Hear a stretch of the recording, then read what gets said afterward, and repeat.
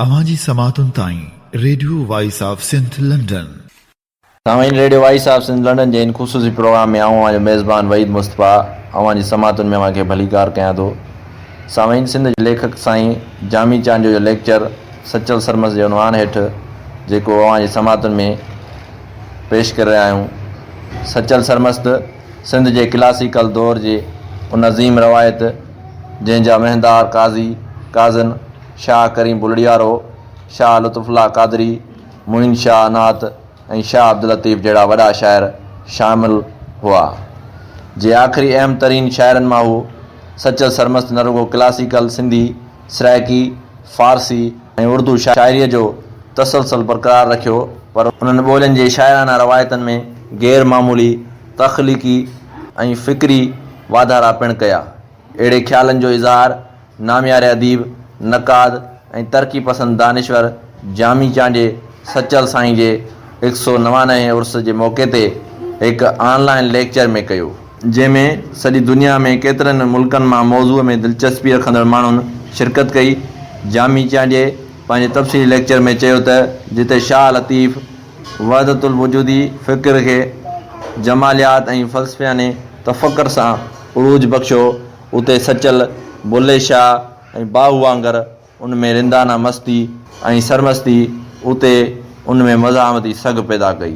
हिन चयो त सचल उन्हनि फ़िक्री ऐं विजदानी वाधारनि सां गॾु असलूब, मौज़ू, लसानियाती वसअत ऐं सिन्फ़नि में बि शाइरी खे नवां मैदान फ़राहम कया। हुन चयो त सचल जो बि बुनियादी मौज़ू इश्क़ आहे, पर उन वजूदी सवाल खे बुनियादी अहमियत ॾिनी आहे ऐं ख़ुदा, इंसान ऐं काइनात जे वजूदी सवालनि खां हिकु तख़्लियाती अमतज़ज में हिकु करे पंहिंजी वहदतुल वजूदी फ़िक्र खे सरमस्ती ऐं जुरत सां वाज़े कयो आहे। हुन चयो त सचल जी शाइरी में मुलायत जी मज़ामत उन करे बि मथां दर्जे ते नज़र अचे थी जो सिंध में समन जो ज़वाल खां पोइ सख़्तु मज़हबी तंग नज़री पैदा कई वई हुई ऐं नंढे खंड में औरंगज़ेब पिणु मज़हबी फ़ाशिज़म पैदा कयो हो ऐं सरमद तोड़े पंहिंजे सूफ़ी भाउ दारा शिकू खे वहदतुल वजूदी फ़िक्र सबबु क़त्ल करायो हो। कलोड़नि ऐं मीरनि जे दौरनि में मज़हबी तफ़रीक़ मौजूदु हुई, जंहिंजी सचल पंहिंजी शाइरीअ में खुलियल मज़ामत कई हुई।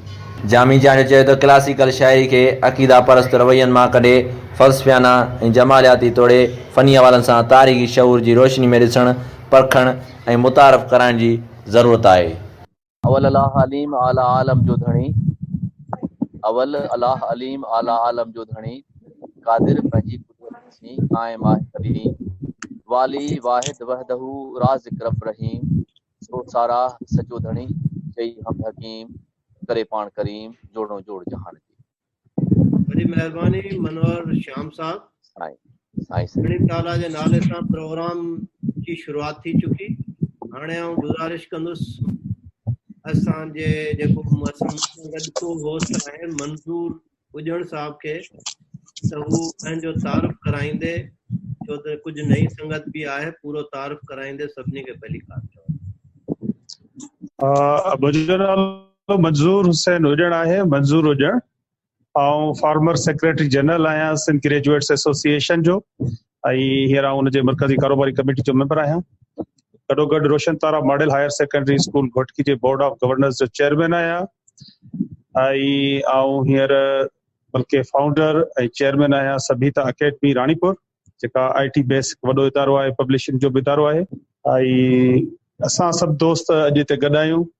असीं सभिनी दोस्तनि खे भलीकार चऊं था त अॼु जेको असांजो लेक्चर आहे, सचल सरमस्त जी शाइरीअ में जेका आहे विजदानी जेका सरमस्ती आहे, फ़िक्री सरमस्ती आहे, उन हवाले सां नक़ाद दानिश्वर तरक़ी पसंद दानिश्वर साईं जामी चांडियो लेक्चर ॾींदो।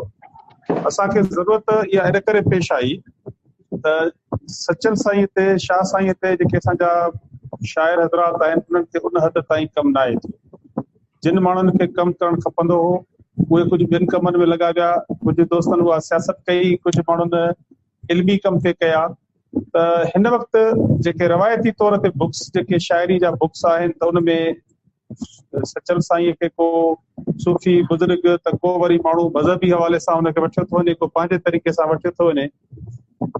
असांखे इहा ज़रूरत पेश आई त सचल साईं जो जेको फ़लसफ़ो आहे, इंसान दोस्ती वारो फ़लसफ़ो आहे, हुनजी जेका सरमस्ती वारो फ़लसफ़ो आहे ऐं हुनजी जेका विजदानी सरबस्ती आहे, उन सॼे हवाले सां जेको लेक्चर प्रोग्राम हुजे ऐं असां जामी साहब खे रिक्वेस्ट कईसीं, हुन असांखे मान ॾिनो ऐं उहो लेक्चर आहे। उन सां गॾोगॾु असां जामी साहब खे अञा रिक्वेस्ट कई आहे त शाह साईं, शाह अब्दुल करीम बुलड़ियारो ऐं ॿिया जेके असांजा शाइर बेदिल ऐं मुख़्तलिफ़ जेके शाइर आहिनि, शेख अयाज़ आहे, उन्हनि ते बि जेको आहे सो लेक्चर जो सिलसिलो हुजे ऐं पोइ हिकिड़ो जामे तौर ते उन्हनि जी वीडियो ऐं उहे सभु शयूं तयारु थियनि त आख़िर में इहो किताबी सूरत में बि अची वञे। इहो सॼो सिलसिलो अवां दोस्तनि जे सहकार सां जारी रहंदो ऐं जेके दोस्त असां सां जंहिं लेक्चर में शामिल हूंदा, असीं चाहींदासीं त इहो हिकिड़ो असांजो तारीख़ी डॉक्यूमेंट्स हूंदो त उन्हनि दोस्तनि खे असां उन्हनि जा तारीफ़ उन्हनि में हर लेक्चर सां थोरा थोरा असीं ज़रूरु ॾींदासीं। इहो हिकिड़ो सिलसिलो जेको रमेश राजा साहब ऐं असां गॾिजी करे शुरू कयो आहे। अॼु सचल सरबस जो जेको 199 उर्स मुबारक आहे, जंहिं हवाले सां उन जूं तक़रीबूं सरकारी सतह ते या इल्मी अदबी हवाले सां जेका सचल सरबस यादगार कमेटी आहे, उहे इन लॉकडाउन जे करे उहे तक़रीबूं न करे सघिया, त उते रमेश राजा ऐं असांजी इहा कोशिश रही, या जेके असांजे ग्रुप में कुझु दोस्त आहिनि जेके पूरी दुनिया जे अंदरि जेको आहे सो रहनि था, पर हुननि जो इल्मु अदब ऐं समाज सां हिकु गहरो ॻंढापो रहे थो, त असां चाहियोसीं त सचल सरबस खे भेटा पेश करण जे लाइ हुनजे शाइरी, हुनजे इंसान दोस्ती वारो जेको फ़लसफ़ो आहे, हुनजी सरबस्ती ऐं विजदानी सरबस्ती जेका आहे, उन ते उनजे फ़िक्र जे हवाले सां जेको लेक्चर थिए, जेको अॼु असीं हिते करण वञूं था पिया। ऐं गॾोगॾु सुभाणे जा बि शेड्यूल आहिनि जेके असीं व्हाट्सएप ऐं ग्रुप्स में जेके असांजा रेगुलर दोस्त आहिनि, जेके असां ऑनलाइन मुशाइरे में मौजूदु हुआ, या असांजा जेके अपकमिंग जेके प्रोग्राम आहिनि, जंहिंमें ओमान यूनिवर्सिटी जो प्रोफेसर हकड़ो साहब जो लेक्चर आहे, त उन में बि असां सां जेके दोस्त गॾु आहिनि उन्हनि ताईं उहे असां शेड्यूल पहुचाया आहिनि। पर उन सां गॾोगॾु हिन प्रोग्राम जी वीडियो ऐं ऑडियो उहा लाॻीती जेका आहे सा तयारु थिए पई, त उहो किताबी शिकिल में ईंदो, प्रेस रिलीज़ जी शिकिल में ईंदो। गॾोगॾु आउं थोरो थो वञा उन्हनि सभिनी सिंधी अख़बारुनि जो, जंहिंमें नाला हाणे कंहिंजा खणजनि, हुननि जो पंहिंजो बि कमु आहे, किरदारु आहे त उहो निभाइनि। त सिंधी अख़बारुनि असांजे मुशाइरो जेको आलमी मुशाइरो, उन खां वठी हिन प्रोग्राम जी तयारी ऐं हिन प्रोग्राम ताईं सभिनी अख़बारुनि असांजे हिननि प्रोग्रामनि खे तमामु घणी अहमियत ॾींदे ऐं उन्हनि खे तमामु सुठी जॻह ॾिनी आहे। ऐं जीअं असीं इहे लेक्चर करियूं पिया, त उन लेक्चर खां पोइ जेका असांजी प्रेस रिलीज़ वेंदी, सभई इदारा असां सां राब्ते में रहनि था पिया ऐं हुनजा सहाफ़ी जेके आहिनि, मुक़ामी सहाफ़ी, उहे पिणु असां सां राब्ते करण जी कोशिशि कनि था पिया त उहे पंहिंजे पंहिंजे अख़बारुनि खे रिपोर्ट कनि, चैनल रिपोर्ट कनि। त इहो सचल साईं खे भेटा ॾियण जो इन खां वधीक को ॿियो बहितर अंदाज़ थी नथो सघे त तरक़ी पसंद दानिश्वर हुजे ऐं नक़ाद हुजे, जामी चांडे जहिड़ी शख़्सियत जो मालिक, जंहिं फली जे हिसाब सां रही करे ऐं हूअ बि हुनजो पंहिंजो जेको मुतालियो आहे, किताब पढ़ण ऐं लेक्चर ॾियण वारो, उहो हिकिड़ो तमामु वसीउ मुताले जी शख़्सियत आहे।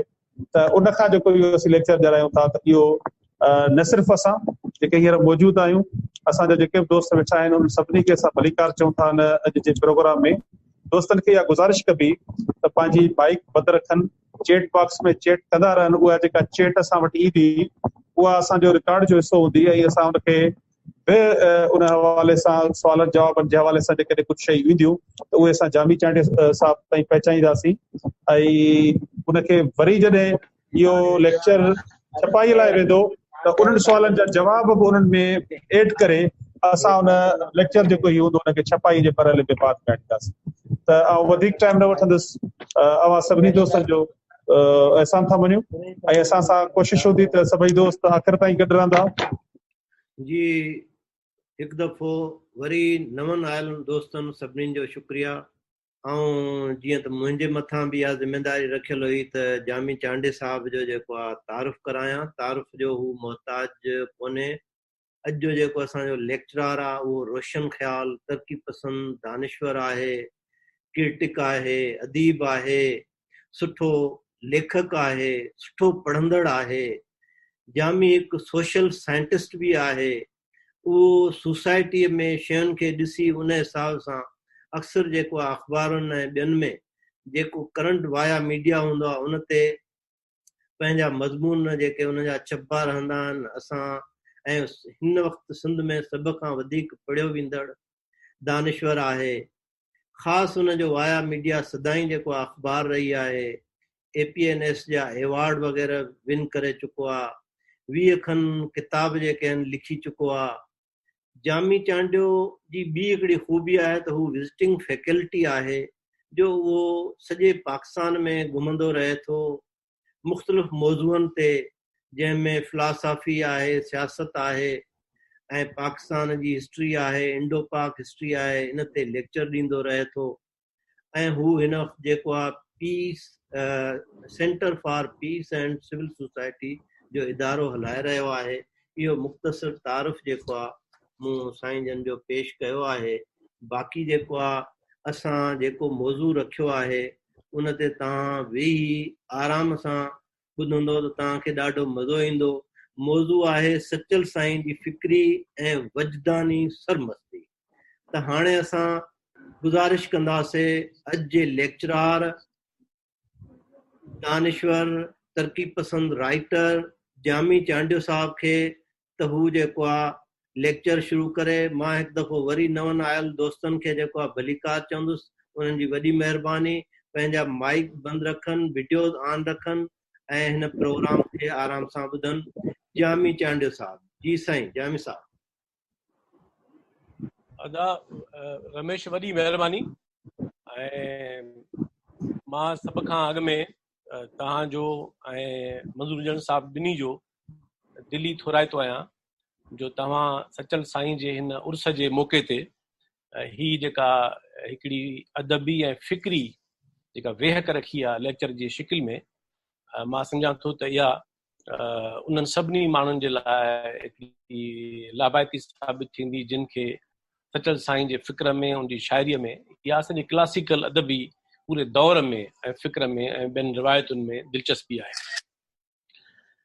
मूंखे इन ॻाल्हि जी बि ख़ुशी आहे त ही जेको सचल साईं जे हवाले सां असां अॼु गुफ़्तगू कयूं था त इहा का, जीअं तव्हां चयो त इहा का पहिरीं या आख़िरी वेहक न आहे। इहो सिलसिलो हलंदो ऐं ॿियनि क्लासिकल ऐं जदीद शाइरनि जे हवाले सां ऐं ॿियनि वॾनि माण्हुनि जे ज़िंदगी ऐं कम जे हवाले सां इन में गुफ़्तगू कंदा रहंदासीं। सचल साईं जो जेको ही अॼोको ॾींहुं आहे उर्स जो, मां हितां ॻाल्हि शुरू कयां त सूफ़ियुनि में हिकिड़ी ॾाढी दिलचस्प ऐं ॾाढी ख़ूबसूरत रिवायत इहा रही आहे त सूफ़ी पंहिंजो कॾहिं बि जनम ॾींहुं न मल्हाईंदा आहिनि। ऐं जंहिं हूअं दुनिया में तव्हां ॾिसंदव त माण्हू जो विसाल या माण्हू जो मौत या माण्हू जी हयातीअ जी पुॼाणी, उहो अहिड़ो त हिकिड़ो दर्दनाक वाक़ियो हूंदो आहे या माण्हू जी ज़िंदगी जी पुॼाणी जो हिकिड़ो अहिड़ो मरहलो हूंदो आहे जंहिं मां हिकिड़ो ॾुख जी कैफ़ियत जनम वठंदी आहे। ऐं जंहिंमें पर इहो हिकिड़ो कमाल तसवुरु आहे सूफ़ियुनि वटि त सूफ़ी उन मौत जे बज़ाहिर तमामु हिकिड़े ॾुखो ईंदड़ ऐं दिलि ॾारींदड़ तसवुर खे या हिकिड़ी अमल खे हू तमामु हिकिड़े हुस्नाकीअ सां डील कनि था। उनखे जेको हुन नालो ॾिनो आहे उहो मिलाप जो ॾिनो आहे, विसाल जो ॾिनो आहे।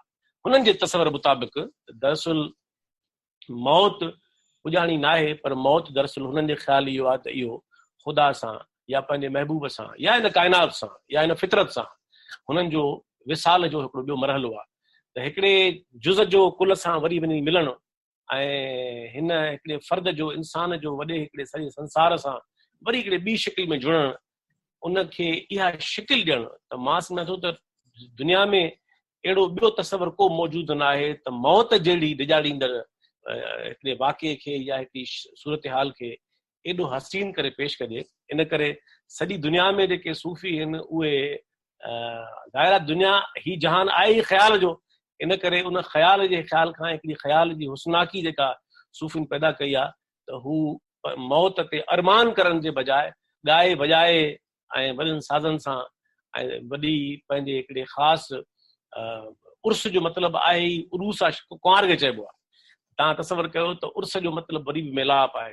त इहा सचल साईं जी जेका उर्स जो मौक़ियो आहे, इहो इन जी मूं ॻाल्हि वधारे करणु चाहिए। हाणे अचूं था असां सचल साईंअ जे इन मौज़ूअ ते, त ज़ाहिर आहे हिकिड़ी वेहक में हूअं एॾो वॾो मौज़ू उकलाइण तमामु ॾुखियो आहे, पर मां कोशिशि कंदुसि त को पासो रहिजी न वञे ऐं जेके बुनियादी ॻाल्हियूं आहिनि उहे सभई असां थोले लेखे हिन अॼोकी फिक्री अदबी वेहक में करे वञूं। सचल साईं असांजी सिंध जी जेका क्लासिकल जेका अदबी रिवायत आहे, शेरी रिवायत आहे, उनजो आख़िरी त मां कोन चवंदुसि, छाकाणि त सचल सरमस्त ऐं सामी ॿई हम असर आहिनि। जेतोणीकि सामीअ जी वफ़ात सचल साईं खां बाद में थी आहे, उनजी उमिरि थोरी वॾी थी वञे, पर बुनियादी तौर ते हू हम असर शाइर आहिनि। इन करे सचल ऐं सामी जे हींअर तक़ाबली भेट जो मसइलो बि न आहे, मौक़ियो न आहे त ॿिन्ही जो अभ्यास कजे, पर ॿई असांजे क्लासिकल दौर जा आख़िरी ॿ तमामु वॾा शाइर आहिनि। ऐं इन करे सचल सरमस्त सिंध जी जेका क्लासिकल अदबी शेरी रिवायत आहे, उनजे सम्झो त जेका पुॼाणी हुई उन दौर जी, उनजो हिकिड़ो महंदार ऐं वॾो हिकिड़ो शाइर आहे। ऐं सचल साईं जॾहिं वफ़ात थी 1827 में, त फ़कीर कादुर बख्श बेदल जेको सिंधन हयातीअ में मौजूदु हो, साणनि अची मिलंदो बि हो ऐं हुननि जो वॾो मोतक़द बि हो ऐं हुननि सां वॾी मुहबत रखंदो हो ऐं पाण बि तमामु हिकिड़ो तसौफ़ जी रिवायत जो वॾो शाइर हो। उन वरी अहिड़ी दिलि तमामु हसीन सुहिणी काफ़ी लिखी हुई, जंहिंमें उन विसाल जे या उनजे वफ़ात जे सन खे बि महफ़ूज़ कयो हो ऐं उन चयो त मर्द सो मंसूर वांगुरु इश्क जो अवतार हो। ऐं इहो ज़मानो आहे 1827 जो, जॾहिं इहा सूरत हाल सॼी थी। हाणे सचल सरमस्त जे बारे में मां पहिरीं जी ज़ाती ज़िंदगी ते अचां, थोरी मुख़्तसर ॻाल्हि ॿोल करे, पोइ उनजे दौर ते अचां ऐं पोइ उनजे शाइरीअ जे जुज़वियात ते अचां थो। सचल सरमस्त जो जेको ख़ानदान आहे, उहो जेको ख़ैरपुर जो इलाइक़ो जंहिंखे दरा चए थो ज़िले जो, उन में हुननि जो ख़ानदान आबाद रहियो आहे। ऐं सचल साईंअ जी जेका जनम आहे उहो 1739 में जनम आहे ऐं 1827 में साईंअ जी वफ़ात थी आहे। इन माना में असां ॾिसूं था त उहो मशहूरु वाक़ियो बि आहे त लतीफ़ साईं जॾहिं उन्हनि जे ॾाॾे सां मिलण वियो हो दराज़नि में, त सचल साईं मौजूदु हो, नंढो छोकिरो हो ऐं उन ज़माने में हुनजी उमिरि 13-14 साल हूंदी। पर उन ज़माने में सचल साईं जे लाइ लतीफ़ साईं जा मशहूरु इहे लफ़्ज़ जेके आहिनि त जेको असां कुनो चाढ़ियो आहे उनजो ढकणु ही नौजवान लाहींदो। ऐं वाकई इहा लतीफ़ साईं जी अक थी, सच साबित थी, जो सिंध जी उन क्लासिकल रिवायत शेरी रिवायत जो हिकिड़ो जेको दौर जी पुॼाणी थी उहो सचल साईं ते थी। हाणे सचल सरमस्त जो जेको ख़ानदान आहे उहो पाण मज़हबी आलिमनि जो घराणो बि हो, हुननि जा वॾा शाइर बि रहिया, उनजो ॾाढो पंहिंजे दौर जो शाइर हो, लतीफ़ साईं जो दोस्त बि हो। ऐं साॻे वक़्तु हुननि जे अंदरि हिकिड़ी तसौफ़ जी रिवायत बि मौजूदु हुई। पर सचल साईं उन रिवायत जो तसलसल साबित रिवायती माना में कोन थियो।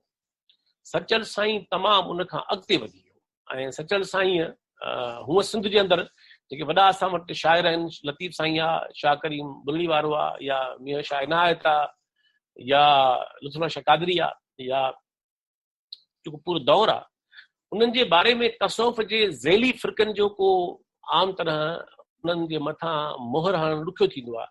पर सचल साईं पाण पंहिंजी शाइरीअ में ॼण त इहो क्लेम कयो आहे त हू कादरिया सिलसिले सां तालुक़ु रखे थो। ऐं उनजा ॿ सबब थी सघनि था, हिकिड़ो त हुनजे ख़ानदान जो तालुक़ु उन सिलसिले सां हो, ऐं ॿियो सबब वॾो मूंखे इहो सम्झ में अचे थो त सचल साईं जी शेरी रिवायत जिन वॾनि ॿियनि शाइरनि सां घणी मिले थी, जंहिंमें सुल्तान बाहू आहे ऐं जंहिंमें बुले शाह ख़ासि तौर ते 2 शाइर, ऐं उहे ॿई शाइर कादरिया सिलसिले सां तालुक़ु रखंदा, जिन जो तालुक़ु अॼोके पंजाब सां आहे। ऐं उन ज़माने में पंजाब नाले को देश हो कोन हो, मुख़्तलिफ़ इलाइक़ा हुआ। ऐं त पंहिंजे तसौफ़ जी रिवायत जे हिसाब सां हुन पाण खे उन सिलसिले सां निस्बत ॾेखारी आहे। हाणे जेको सचल साईं जो दौर आहे उनमें मिसाल तौर साईं जोए साहब जॾहिं मकालो लिखियो शाह सचल ऐं सामी, त साईं जोए साहब उनखे 1700 ईस्वी खां 1850 जे ज़माने जो हिकिड़ो दौर, इन त्रिमूर्ति जो दौर ॿुधायो आहे। ऐं उन खां अॻु में जेको दौर आहे 17वीं सदी खां अॻु में, माना समन जे ज़वाल 16वीं सदी खां 16वीं सदी ऐं 17वीं सदी, ॿई सदियूं। ऐं 17वीं जी जो मतिलबु आहे त जॾहिं जोए साहब लिखियो आहे त 1700 जो मतिलबु आहे त 18वीं जी शुरूआत। त इहे जेके 200 साल सिंध जी तारीख़ जा समन जे ज़वाल खां वठी ऐं कलोड़नि जे अचण ताईं, इहो सिंध में अरगुननि, तुर्खाननि ऐं मुग़लनि जो हिकिड़ो बदतरीन दौर आहे। ऐं सिंध हिकिड़े तमामु बदतरीन दौर में गुज़री। त इन करे सचल साईंअ जो जॾहिं असां हिकिड़ो शाइराणो या फ़िक्री इहातो कंदासूं या उनजी शाइरीअ जी कभी परख, त उन में 2-3 पासा सम्झण खां सवाइ सचल साईंअ सां इंसाफ़ न करे सघिबो। उन में हिकिड़ो वॾो जेको पस मंज़र आहे उहो सिंध जे समन जे दौर खां वठी जेको सिंध में तारीख़ी हालतूं हुयूं ऐं नंढे खंड में जेके हालतूं हुयूं, मज़हबी इंतहा पसंदीअ जो दौर औरंगज़ेब जो, अरगुननि तुर्खाननि जो बदतरीन दौर सिंध में, जंहिंमें मज़हबी इंतहा पसंदी बि हुई ऐं जंहिंमें सिंध जी ग़ुलामी बि शामिल हुई।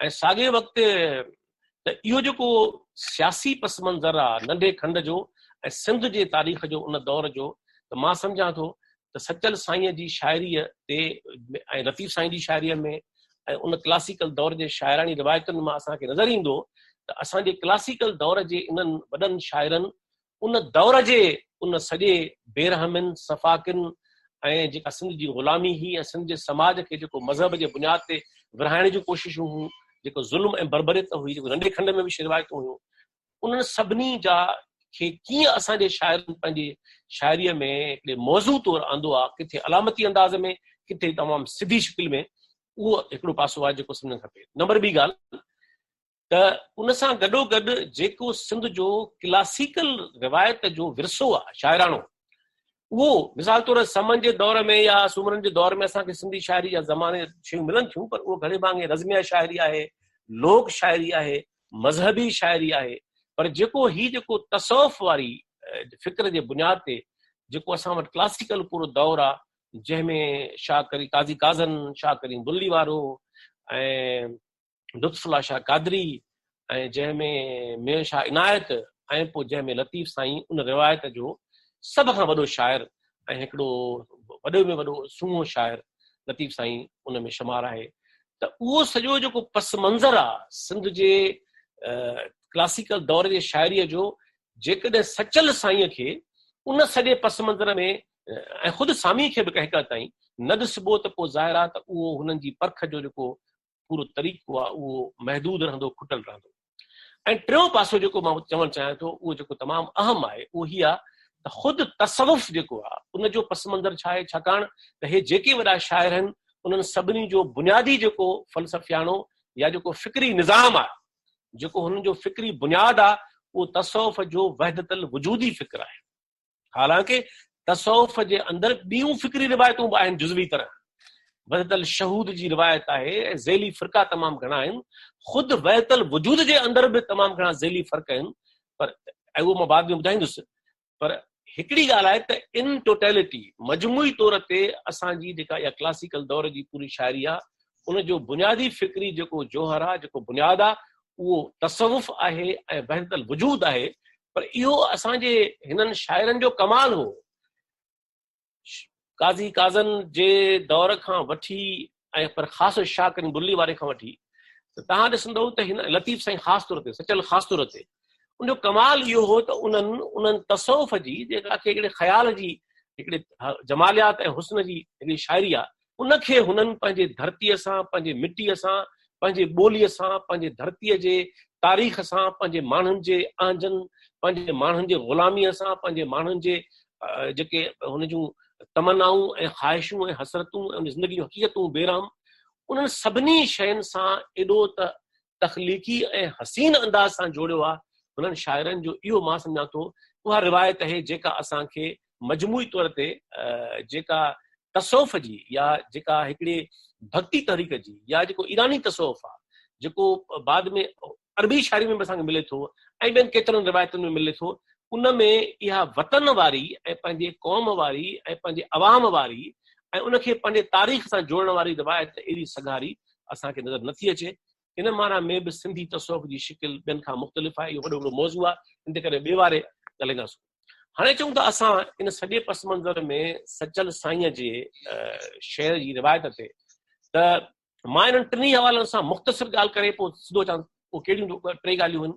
जेका मूं पहिरीं ॻाल्हि कई उहा इहा हुई त जेको सिंध जे अंदरि समन जे ज़वाल खां पोइ ॼाम निंदे जेको सिंध जे तारीख़ जो तमामु हिकिड़ो शानदार हुकुमरान हो ऐं जंहिंजो कमांडर दुल ज़रिया ख़ान हो, उहो जेको दौर हो ऐं जंहिं दौर खां पोइ जेका सिंध में समन जो ज़वाल अची वियो ऐं पोइ हिते जेका सिंध में अरगून ऐं तुर्खान ऐं मुग़ल दौर आयो, त उहो हिकु त सिंध जे ग़ुलामी जो दौर हो, सिंध जी जुग्राफियाई वहदत खे टुकरनि में तक़सीम करण वारो दौर बि हो, ऐं सिंध में मज़हबी इंतहा पसंदी जो दौर बि हो, ऐं सिंध में मज़हबी तफ़रीक़ खे हथी ॾियण वारो दौर बि हो। ऐं उन पस मंज़र में तव्हां सम्झो त बिलावली तहरीक मखदूम बिलावल जी, हैदर शाह सनाई ऐं उन ज़माने में जेका पोइ जेका असांजी क्लासिकल शहरी रिवायत आहे, त उहो सॼो दौर जेको आहे उनजे नतीजनि खे, उनजे कॉन्सिक्वेंसिस खे, उनजे सिंध जे समाज ते जेके असर हुआ, उन्हनि सभिनी शयुनि खे सिंध जे उन ज़माने जे शाइरनि एड्रेस कयो वॾे पैमाने ते। ऐं जेको दौर कल्होड़नि जो ऐं मीर साहिबनि जो दौर आहे, जंहिंमें सचल सरमस्त सिंध जे क्लासिकल दौर जो उहो वाहिद शाइर आहे जंहिंखे कल्होड़नि जे दौर जो आख़िरी ज़मानो बि ॾिसण जो तजुर्बो थियो, ऐं जेको मीर साहिबनि जे ज़माने में बि ज़ाहिर आहे त दराज़नि में रहियो, उन करे उहो पूरो दौर पंहिंजे अखियुनि सां ॾिठो। उन दौर जूं जेके बि सुठायूं ऐं कमज़ोरियूं ऐं ख़राबियूं उहे सभु सचल साईं पंहिंजे अखियुनि सां ॾिठियूं, जंहिंखे हुन पंहिंजे शाइरीअ में हिकिड़े मौज़ूअ तौरु वॾे हिसाब सां ज़रूरु उन में कलम बंदि कयो आहे। ॿी ॻाल्हि जेका मूं कई उहा कहिड़ी, त जेका सिंध जो क्लासिकल विरसो आहे शाइरी जो, उन में मां हीअ ॻाल्हि चवणु चाहियां थो त सचल साईं जो कमाल इहो आहे त जंहिं हिकिड़े उरूज ते तसौफ़ जी शाइरीअ खे शाह लतीफ़ खणी वियो हो, यानी ॿोली जे ख़्याल खां, असलूब जे ख़्याल खां, सनत जे ख़्याल खां, फ़न जे ख़्याल खां, तरकीबुनि जे ख़्याल खां, तारीख़ी शऊर जे ख़्याल खां, फ़लसफ़ियाना गहराई जे ख़्याल खां, जेके बि तव्हां पासा खणणु चाहींदव, तव्हां ॾिसंदव त लतीफ़ साईं जंहिं महराज ते उन क्लासिकल दौर खे खणी वियो, उन खां पोइ तमामु ॾुखियो हो त को शाइर साॻी रिवायत मां उभरे, तसौफ़ जी रिवायत मां उभरे, वहतल वजूदी हुजे ऐं पोइ उहो वरी पंहिंजो को नओं रंग पाण सां खणी अचे। त मुंहिंजे ख़्याल में सचल सरमस जो कमाल हिकिड़ो इहो बि आहे त लतीफ़ साईं जे उन क्लासिकल शाइरीअ जे उरूज ऐं उन जे वॾे हिकिड़े मिंतहा खां पोइ हुन इहा गुंजाइश पैदा कई त इहो मुमकिन आहे त लतीफ़ साईं खां पोइ बि इन शहरी रिवायत में के पासा अहिड़ा शामिल थी सघनि था जेके उन रिवायत खे अञा कंहिं ॿी नहज ते वठी वञनि।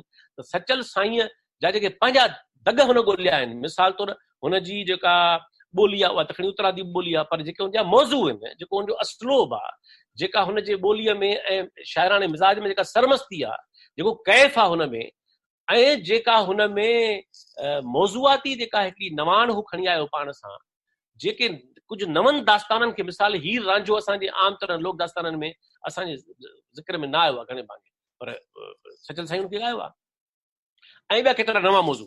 त मां इहो चवणु चाहियां थो उन ॿिए मौज़ू में त सचल साईं जो कमाल इहो हो त जेका शहरी क्लासिकल रिवायत उन सॼे दौर में लतीफ़ साईं जे सूरत में हिकिड़े पंहिंजे ॼण त पंहिंजे उरूज खे पुॼी वई, उनजे बावजूद बि सचल साईं पंहिंजे लाइ उहे गुंजाइशूं पैदा कयूं, हंध पैदा कया, जायूं पैदा कयूं, जेके फ़न में, ॿोलीअ में, असलोब में, तरकीब में, मौज़ूअनि में ऐं ख़ुदि ख़्याल में ऐं ख़ुदि तसौफ़ जी शिकिलुनि में उहे सचल साईं जेके तजुर्बा कया आहिनि उन ते मां अचां थो। इहो हिकिड़ो वॾो कमु हो। ऐं टीं मूं आख़िरी ॻाल्हि जेका उहा इन सां गॾु कई, जेका तसौफ़ जी शिकिल बहितर वजूद जी, जेका असांखे मिसाल तौरु पंजाब जे अंदरि शाह हुसैन मादूलाल में मिले थी, या सिंध में लतीफ़ साईं में, या मेशा इनायत में, या उनखां अॻु जे वॾनि शाइरनि में मिले थी, इहो मिज़ाज साॻियो आहे, जंहिंमें सरमस्ती खां वधीक फ़लसफ़ियाना गहराईअ ते, अलामती इज़हार ते, जमालियाती इज़हार ते वधीक ज़ोर ॾिनल आहे, उनखे वधीक अहमियत ॾिनी वई आहे। त सचल साईं जो कमाल इहो बि आहे त सचल साईं, जीअं मूं सवेर चयो, त हुनजी शाइराणो मिज़ाज जेको आहे उहो असांजे पंहिंजे क्लासिकल शाइरनि जी भेट में वधीक वेझो जेको आहे उहो मिसाल फारसी शाइरीअ में हुनजो मिज़ाज उहो अतार सां घणो मिले थो, जंहिंखे हुन घणो ज़िक्र में आंदो आहे।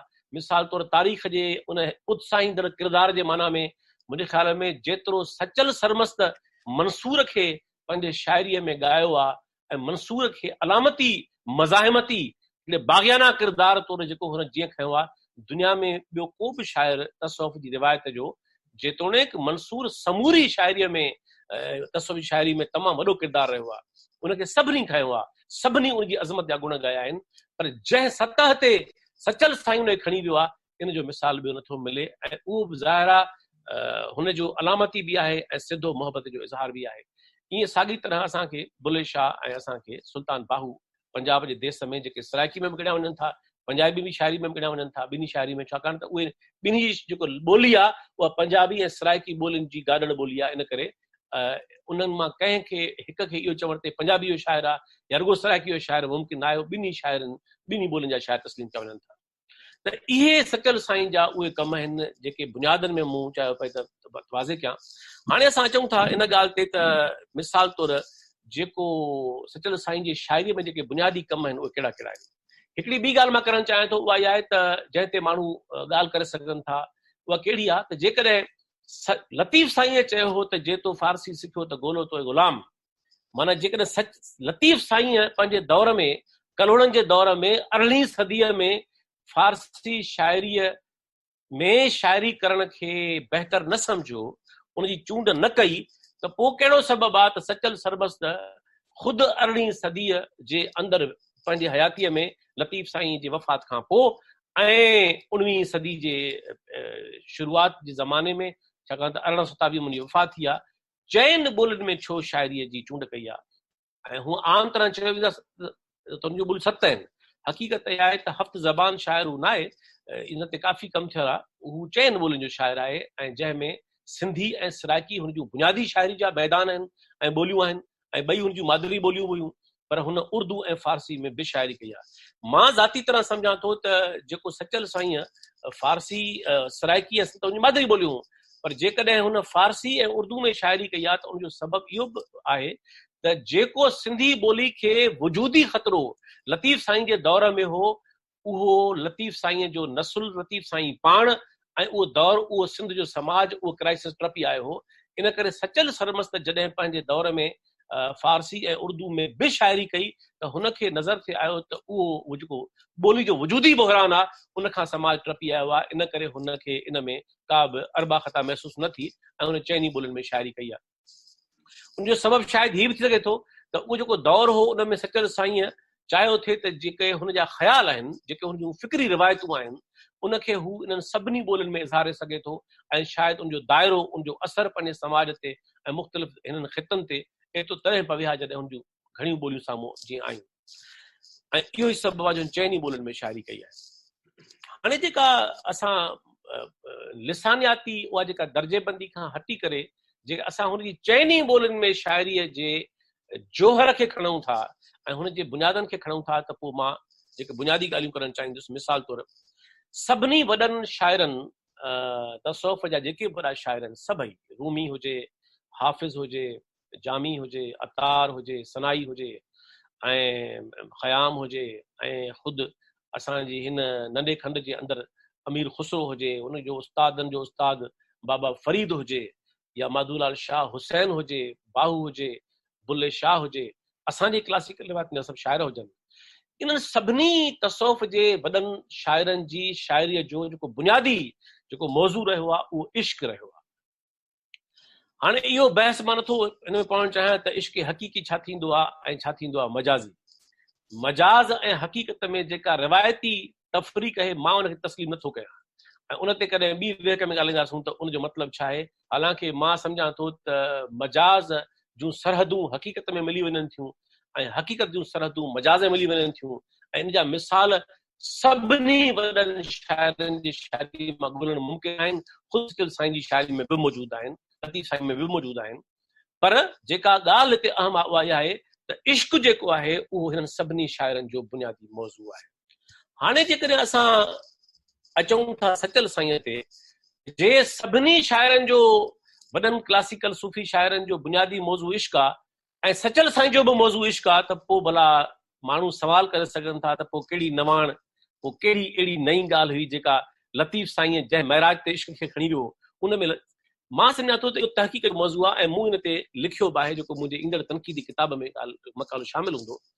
उहो ही आहे त हिकिड़ो बुनियादी फ़र्क़ु आहे सचल जे इश्क जी जेका बीहक आहे उन में ऐं जेके लतीफ़ साईं ऐं ॿियनि शाइरनि जी। इन मां इहो मतिलबु न करिजे त का बीहक हिकिड़ी घटि आहे ॿी वधि आहे। इहे शिकिलियूं आहिनि मुख़्तलिफ़, इहे सभई हसीन शिकिलियूं आहिनि। इन करे जेतिरी बि कंहिं मौज़ूअ सां निभाइण जूं घणियूं रिवायतूं ऐं घणा अंदाज़ हूंदा आहिनि, ओतिरा उनजी इहा वुसत सम्झबी आहे, उनजी हमागिरत सम्झबी आहे। हाणे जेको फ़र्क़ु आहे उहो कहिड़ो आहे? उहो फ़र्क़ु इहो आहे त लतीफ़ साईं, मिसाल तो उनजो मां ॾियां छाकाणि त टाइम घटि हूंदो, त लतीफ़ साईं जे इश्क जो मिज़ाज उहो आहे जंहिंमें जेको वसल आहे उन खां हुन जा किरदार बेनियाज़ थी वञनि था, उन खां हू निर्वाण माणनि था, उन खां लिबरेट थी वञनि था। इन करे तव्हां ॾिसंदव त लतीफ़ साईं जे हर सुर में, हुनजे हर दास्तान में जेको इश्क जो सफ़र आहे, हुनजे किरदार जो, उहो जॾहिं पंहिंजी उरूज खे पुॼे थो त उहो किरदार हासिलात खां, वसल खां ऐं मेलाप खां बेनियाज़ थो थी वञे। इनखे मां तमामु घणनि पंहिंजनि ॿियनि लेक्चर्स में लतीफ़ साईं ते वाज़े करे चुको आहियां। पर सचल साईं जो कमाल कहिड़ो आहे त सचल साईं वटि जेका सरमस्ती ऐं कैफ़ आहे उहा हिजर में इश्क जो जी पुॼाणी या उन जो उरूज नथी ॻोल्हे, उहा घणी तमन्ना ऐं घणी ॻोल्हाऊ आहे जंहिं शइ जी उहो दरअसल वसल आहे। इन करे मौज़ू त सभिनि जो इश्क आहे, पर हाणे मां तव्हांखे ॿ टे मिसाल ॾियणु चाहियां थो इन सॼी ॻाल्हि जा। त सभ खां पहिरीं यादि सचल साईं जो मिसाल तौरु इहा काफ़ी, जंहिंमें हू चए थो त जंहिं दिल पीता इश्क दा जाम, सादिल मस्तो मस्त मदाम। माना हिकिड़ी ॻाल्हि तय आहे त जंहिंखे लतीफ़ साईं चयो त कैफ़ धारा कोई जिए कोन जहान में, त सचल साईं बि सम्झे थो त उहा हयाती, उहा ज़िंदगी जेका दरअसल इश्क खां ख़ाली आहे, उन में कॾहिं बि कैफ़ ऐं सरमस्ती जो अचणु मुमकिन न आहे। इन करे सचल साईं जी जेका मूं उनवान में ॻाल्हि रखी आहे त जेका हुनजी फिक्री ऐं जेका वजदानी जेका सरमस्ती आहे, जेको उनजो जेको मुहरिक आहे, जेको उनजो जोहर आहे, उहो तसवर इश्क जो आहे। ऐं तसवर न आहे उन इश्क जो, उहो दरअसल एहसासाती ऐं वजदानी पूरो हिकिड़ो कॉग्निटिव लका आहे जंहिंमें माण्हू ते पुॼे थो।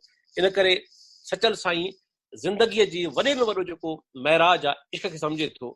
मिसाल तौरु चए थो पंहिंजी काफ़ी विसराई काफ़ी में त अखें मारिया हलाज नगारा, सचल तूं भी मारे तीवें, अखें ईवें साईं ईवें। पर हाणे हिकिड़ो कमाल इहो आहे त सचल साईं वटि जिते बि इश्क ऐं सरमस्ती जो को मिसाल अचे थो, तव्हांखे घणे भाङे उन में जेको मिसाल नज़र ईंदो उहो हलाज जो ईंदो, मंसूर जो ईंदो, छाकाणि त हुन खे इन खां वधीक इश्क जो मिसाल सम्झ में अचे नथो। ऐं ज़ाहिर आहे त तसव्वुफ़ जी तारीख़ में उन खां वॾो इश्क जो मिसाल ईअं ॿियो आहे बि कोन। चए थो पंहिंजो सचल साईं त इश्क इमाम मेरा, यानी सचल साईं जो जेको सूंहों आहे, जेको इमाम आहे, जेको हुनजो रहबर ऐं हादी आहे, जेको हुनजो मुर्शिद आहे, उहो को रुगो फर्ज़ न आहे। जेतोणीकि हू पंहिंजे चाचे अब्दुल हक खे पंहिंजो मुर्शिद सम्झंदो हो, छाकाणि त हुनखे पालियो, हुनजो उस्ताद बि हो, हुनजो हू सहुरो बि हो। पर तव्हां ॾिसंदव त शाइरी जे अंदरि सचल साईं बार बार इहा शइ वाज़ थो करे त हुनजो जेको हक़ीक़ी हादी ऐं रहबर आहे उहो दरअसल इश्क आहे। चए थो इश्क इमाम मेरा, दीगर इमाम क्या है, मैं खाना में हुआ हूं, जरे का जाम क्या है। जंहिं मैं खाने मां पीतो हुजे हुनखे बाक़ी ॿियो जाम छा कंदो। ऐं तव्हां ॾिसंदव त जेको ही तसवर आहे सचल साईं वटि इश्क जे हादी ऐं रहबर हुजण जो, मूं लतीफ़ साईं ते पंहिंजी किताब में लिखियो आहे त लतीफ़ साईं जो सुर एमन कल्याण, जेकॾहिं उनखां उहो त राग जो नालो आहे ऐं राग जो नालो सुर ते रखण खां वधीक बहितर आहे त हुन जेको मानवी उनवान ॾिजे हुनखे। ऐं मां जेको मूं उनवान ॾिनो आहे उनखे पंहिंजे हुन में मूं चयो आहे त इहो लतीफ़ साईं जो उहो सुर आहे जंहिंमें जेको महबूब आहे उहो ई हुनजो सूंहों आहे। ऐं महबूब न पर जेको इश्क आहे उहो हुनजो सूंहुं आहे। त हिते सचल साईं बि उन तसवर जी जेका लतीफ़ साईं जे एमन कल्याण में उहा ॻाल्हि थो करे। मिसाल तौर तव्हां ॾिसंदव त इश्क जा मिसाल मां तव्हांखे हिकु ॿिया ॾियां। बाहू बि चयो त ईमान सलामत हर कोई मंगे, इश्क सलामत कोई हू, जहिड़ी मंज़िल इश्क पुॼावे ईमान ख़बर न काई हू। हाणे तव्हां तसवर कयो त नंढो खंडु जंहिंमें इहो सख़्तु मज़हबी दौर गुज़री चुका आहिनि, जंहिंजे अंदरि वहदतल वजूद जे फ़िक्र जी रिवायत जे सां सलाहण जे करे औरंगज़ेब आलमगीर जे ज़माने में हुनजो भाउ दारा शकू हुनजे भाउ त शहीद थिए थो, सरमद शहीद थिए थो। मज़हबी तंग नज़री जो नंढे खंड में उरूज आहे। ख़ुदि सिंध जे अंदरि अरगून तुरखान दौर में मज़हबी तंग नज़री ऐं मज़हबी तफ़रीक़ ऐं जुनूनियत उरूज ते आहे। ऐं ख़ुदि कलोड़नि जे ज़माने में जेको उन में तव्हां ॾिसंदव त कलोड़नि जे ज़माने में हिकिड़ो सम्झो त हिदायतनामो जारी कयो वियो हो, जंहिंमें मज़हबी तरह कुझु अहिड़ा शिकू का जेको काफ़ी किताबनि में उहो ज़िक्र आयल आहे, त उन में बि इहा मज़हबी तफ़रीक़ या मज़हबी सख़्तगिरी मौजूदु हुई। ख़ुदि मीर साहिबनि जे ज़माने में बि तव्हां ॾिसंदव त सिंधी हिंदुनि सां काफ़ी शिकायतुनि जा दास्तान रिकॉर्ड ते मौजूदु आहिनि।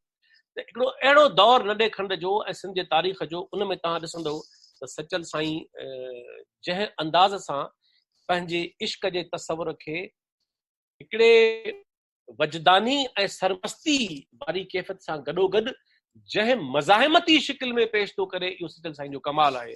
इन करे तव्हां सचल साईं जे इश्क खे हुनजी सरमस्तीअ खां ऐं हुनजी जेका वजदानी कैफ़ियत आहे ऐं जेका हुनजी फिक्री जेका मज़ाहिमत आहे उन खां धार नथा करे सघो।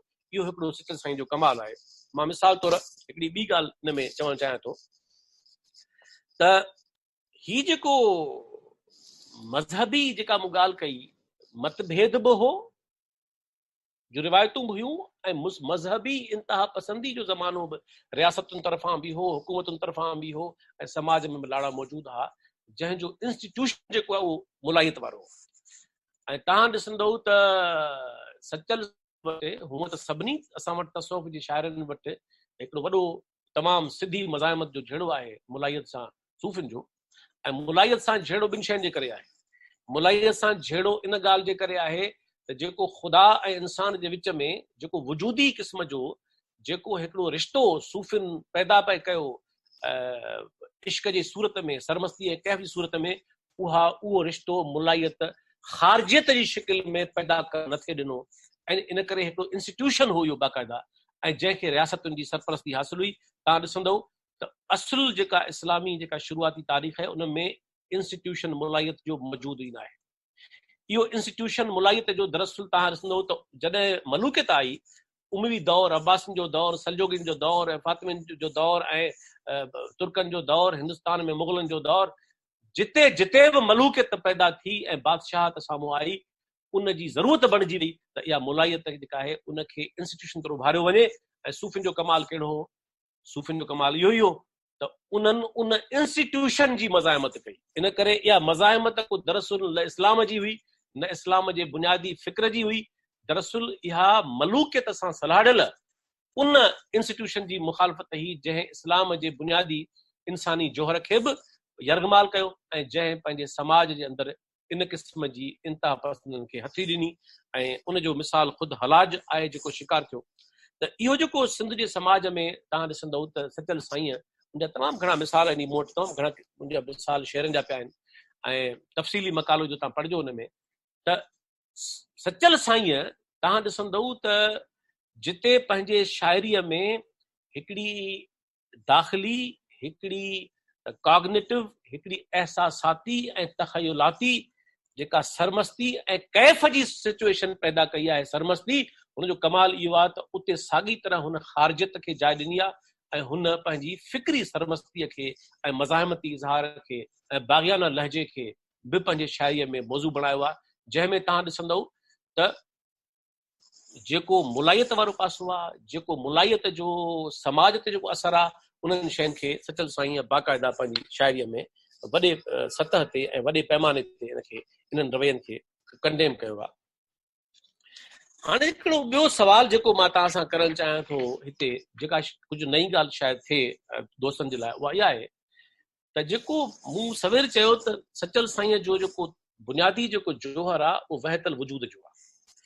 हाणे जेको इनखे सम्झण जी ज़रूरत आहे त सचल साईंअ वटि उहा शइ कीअं मुख़्तलिफ़ थिए थी ॿियनि शाइरनि जी भेट में। ही जेको तसवर आहे वहतल वजूद जो, असां ॾिसूं था त इहा जेका फिक्री रिवायत आहे जेका इस्लामी तसव्वुफ़ में बि मौजूदु आहे ऐं हिंदी वेदांत में बि मौजूदु आहे, जेका आर्याई रूहानी तसवरनि में बि मौजूदु आहे, ज़रतश्त जे फ़िक्र में बि मौजूदु आहे, चीन में लाओज़ू जे फ़िक्र में बि मौजूदु आहे, ऐं जेका दुनिया जे मुख़्तलिफ़ फिक्री रिवायतुनि में इहा शइ मौजूदु आहे। इन जो जेको बुनियादु आहे उहा कहिड़ी ॻाल्हि आहे? हाणे जेको मज़हब आहिनि, हिते असांजो मौज़ू उहो न आहे, पर तव्हां ॾिसंदव त जेको मज़हबनि में ख़ुदा जो तसवर आहे, ख़ासि तौर सामी मज़हबनि में, उहो घणे भाङे पर्सोनिफाइड ख़ुदा जो तसवर आहे ऐं जंहिं ते दुनिया में अकेडमिकली तमामु घणो लिखियो वियो आहे, ॻाल्हायो वियो आहे, उन ते घणो कमु थियल आहे। पर जेको तसवर आहे वहतल वजूद जो, उन जा ॿ हिकिड़ा सम्झण जा पासा सम्झाया विया आहिनि। हिकिड़ो इहो चयो वियो आहे त वहतल वजूद जो मतिलबु आहे त ख़ुदा जी जेका वहदानियत आहे, जेका इस्लामी फ़िक्र में बि आहे ऐं सामी मज़हबनि में बि मौजूदु आहे, जीअं त इस्लाम सामी मज़हबनि जो आख़िरी मज़हब हो, इन करे ज़रतश्त जे फ़िक्र खां वठी ऐं यहूदियत खां वठी ऐं वेंदे इस्लाम ताईं ख़ुदा जी जेका वहदानियत जो तसवर जेको आहे इहो मौजूदु हो ऐं इस्लाम उनखे अचे पंहिंजी आख़िरी शिकिल। त वहतल वजूद जे फ़िक्र जो हिकिड़ो पासो त ख़ुदा जी वहदानियत आहे। त हूअ जेका इंसानी तारीख़ में तसवर हो जेको घणनि देवताउनि जो, घणनि ख़ुदाउनि जो ऐं ख़ुदाउनि जी दर्जे बंदी हुई, देवताउनि जी दर्जे बंदी हुई, इन करे जेको ही मोनोथीज़म हो, जेको ख़ुदा जो वहदानी तसवर हो, उन इंसान खे इन ॻाल्हि खां निजात ॾियारी त बाबा घणा न आहिनि, दरअसल इन काइनात जो ख़ालिक चयोसि या काइनात जे पोयां मुहरिक क़ुव्वत चयोसि, उहो हिकिड़ो ई वजूद आहे जंहिंखे ख़ुदा चइजे थो, नाला हुनजा मुख़्तलिफ़ आहिनि। पर जेको सूफ़िन वटि तसवर आहे वहतल वजूदी, उहो इहो आहे त दरअसल ख़ुदा को इंसान खां या फितरत खां या ॿियनि वजूदनि खां को मावरा, को ख़ारिजी, को अलॻि वजूद न आहे। ही जेको संसार आहे, ही जेको जहान आहे, ही सॼी काइनात आहे, इंसान समेत इहो ख़ुदि हू पाण आहे। इहो जेको तसवर आहे वहतल वजूद जो, इहो दरअसल इनखे मां पंहिंजे हुन मकाले में लिखियो आहे त जेका मेटाफिज़िकल एग्ज़िस्टेंशियलिज़म आहे क्लासिकल दौर जो, क़दीम ऐं विचोले दौर जो, छो त एग्ज़िस्टेंशियलिज़म जेका मॉडर्न आहे उनजो बुनियादी सुवाल त इंसान जो सुवाल आहे, पर जेको क्लासिकल या जेको मॉडर्न क़दीम या जेको मॉडर्न न पर क़दीम ऐं विचोले दौर जो जेको हुयो वजूदी फ़लसफ़ो, उन में इंसान जी बजाए बुनियादी मुहरिक ख़ुदा जो सुवाल हो, उहो छा आहे? सचल साईं इन तसवर खे पंहिंजी शाइरीअ में, छाकाणि त वहतल वजूद जीअं लतीफ़ साईं जे शाइरी जो बुनियादी मुहरिक ऐं मौज़ू आहे, ॿियनि वॾनि रूमी जो मौज़ू आहे, ॿियनि जो मौज़ू आहे, उनखे सचल साईं बि पंहिंजी शाइरीअ में तमामु घणो आंदो आहे। ऐं मां हिते मुख़्तसिर ॻाल्हि करे वञा त वहतल वजूद जी जेका रिवायत आहे, जेका इस्लामी तसव्वुफ़ में भी आहे, उन में टिनि रिवायतुनि जो संगम आहे। उन में जेका सामी मज़हबनि जी ख़ुदा जी जेका वहदानियत हुई उहो बि शामिल आहे तसवर, जेको आर्याई तसवर हो काइनात जे फितरत जे अंदरि हर शइ खे हिक ॿिए सां सलाहे ॾिसण वारो वहतल वजूद जो, उहो तसवर बि शामिल आहे। ऐं जेको यूनानी ऐं हिंदी वेदांत जो तसवर आहे उहो बि उनजो हिसो आहे। माना आर्याई, हिंदी, यूनानी, इहे सभई तसवर जॾहिं गॾिया, जंहिंमें इब्नुल अरबी खे घणनि दोस्तनि कोट कयो आहे त सचल साईं जो असरु आहे, उहो 8वीं सदी जो आहे ऐं उहो स्पेन जो अंदलस जो हो, उहो उन फ़िक्र जो फिलासफर आहे। शंकराचार्य केरला जो हो, उहो दरअसल उहो 8वीं सदी जो उहो शंकराचार्य हो, ऐं इब्नुल अरबी जेको आहे उहो 12वीं सदी जो हो। ऐं साॻी तरह जेको यूनानी फ़लसफ़ी जेको असुल में मिस्र जो हो, रहंदो एलेक्जेंड्रिया में हो ऐं रहियो रोम में घणे भाङे, जंहिंखे चइबो आहे नओं प्लाटिनुस, उहो बि इन सॼी शइ जो पहिरनि बाननि मां आहे। इहे मुख़्तलिफ़ फ़िक्री रिवायतूं गॾिजी उन तसवर खे तशकील ॾिनो वहतल वजूद जे। हाणे जेको सचल साईं वटि जेको फ़र्क़ु आहे उहो इहो आहे, जेको तमामु दिलचस्प आहे, उहो मां तव्हांखे उनजा कुझु मिसाल ॾेई उन ॻाल्हि खे सम्झाइणु चाहियां थो त वहतल वजूद तसवर सचल साईं वटि कीअं आहे। ही जेको तसवर जेको मज़हबनि जे इंस्टीट्यूशन्स या मुलायत पैदा कयो त ख़ुदा जो इंसान सां को लाॻापो न आहे, हू ख़ारिजी आहे, हू ॿी शइ आहे, इंसान ॿी शइ आहे। ऐं हीअ जेके वत वजूदी आहिनि इहे चवनि था मूं में आहीं तूं, तो में आहियां मां। हाणे ही तसवर जेको सचल साईं जो आहे इहो रूमी वटि बि आहे, अतार वटि बि आहे, लतीफ़ साईं वटि बि आहे, ऐं अमीर खुसरो वटि बि आहे, बाबा फरीद वटि बि आहे, शाह हुसैन माधूलाल वटि बि आहे, सुल्तान बाहू वटि बि आहे, ऐं बुले शाह वटि बि आहे, सचल साईं वटि बि आहे। ऐं इन रिवायत जो आख़िरी वॾो शाइर जेको आहे ख्वाजा गुलाम फरीद सराइकी वारो जेको कोट मिठनि जो हो, ऐं जेके बि दरअसल सिंध जा समा आहिनि जेके लॾे आया हितां अरगून दौर में, उन में बि साॻी रिवायत आहे। साईं चए थो मूं में आहीं तूं, तो में आहियां मां, बिजली बादल सां आहे जीअं सुपरी। जीअं तव्हां खिवण खे बादलनि खां जुदा नथा करे सघो, बिजलीअ खे बादल खां पाण्यारी सरबहरो जरते पखी जीअं, असां सॼण तीअं रहियो आहे रूह में, शाकरी मुरली वारो। अहिड़ा बेशुमार मिसाल आहिनि, टाइम घटि आहे।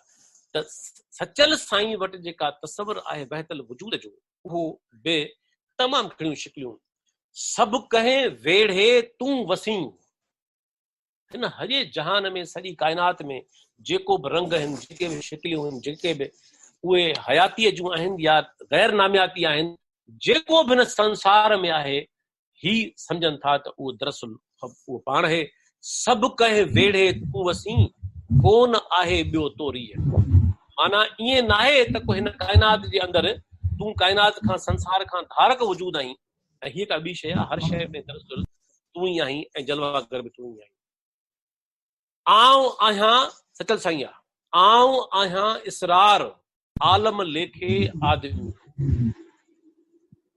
साईं चए थो त दरअसल मां उहो ई इसरार आहियां जंहिंखे माण्हू बज़ाहिर इंसान सम्झनि था। त अहिड़ा केतिरा मिसाल तव्हांखे मिलंदा जंहिंमें मिसाल तौरु अलाह अलाह छो करी पाण ई अलाह ॼाण, सचू साईं हेकड़ो नाहे शक गुमान। इन में को शक गुमान ई कोन्हे। त इहा ई त दरअसल उहा दावा ई अनल हक़ जी, जंहिंजे बुनियाद ते 922 में बगदाद में सचल साईं जे जेको वॾे में वॾो आदर्शी उत्साहींदड़ किरदारु आहे मंसूर बिन हलाज, उनखे उते क्रूसीफाई कयो ऐं शहीद कयो, मारियो वियो। ऐं इहो ई तसवर आहे जंहिं ते बायज़ीद बिस्तामी ईरान में ऐं पूरी दुनिया में रिवायतूं मुख़्तलिफ़ आहिनि। त मां चवण इहो थो घुरायां सॼी ॻाल्हि में त जेको ही वजूदी सवाल आहे। हाणे अचो त मां थोरो वाज़े कयां, हिकिड़ो वजूदी सवाल ख़ुदा जे बारे में आहे त ख़ुदा ख़ारिजी आहे दाख़िली आहे, ख़ुदा इंसान काइनात खां ॿाहिरि आहे अंदरि आहे। सूफ़िन ख़ुदा जे एग्ज़िस्टेंशियल सुवाल खे इहो चई हल कयो त दरअसल ख़ुदा हिन काइनात खां मावरा का शइ न आहे, उहो ही संसार, ही सॼो जहान, उहो ख़ुदि पाण आहे।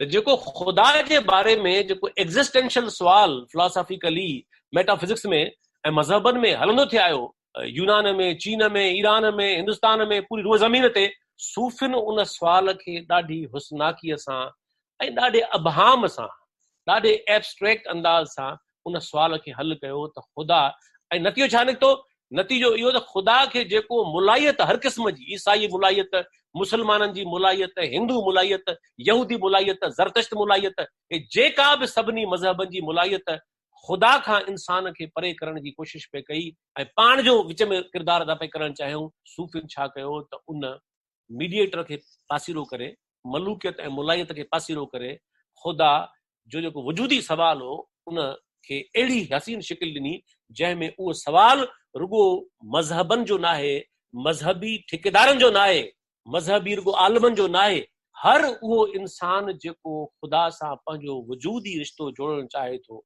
उहो इश्क जे ज़रिए, उहो सरमस्ती जे ज़रिए, उहो कैफ़ जे ज़रिए, जंहिंजी शिकिल सचल साईं वटि बि आहे, लतीफ़ साईं वटि बि आहे, ऐं रूमी वटि बि आहे, अतार वटि बि आहे, सभिनी वटि आहे, उन ज़रिए उनखे रसाई करे सघे थो।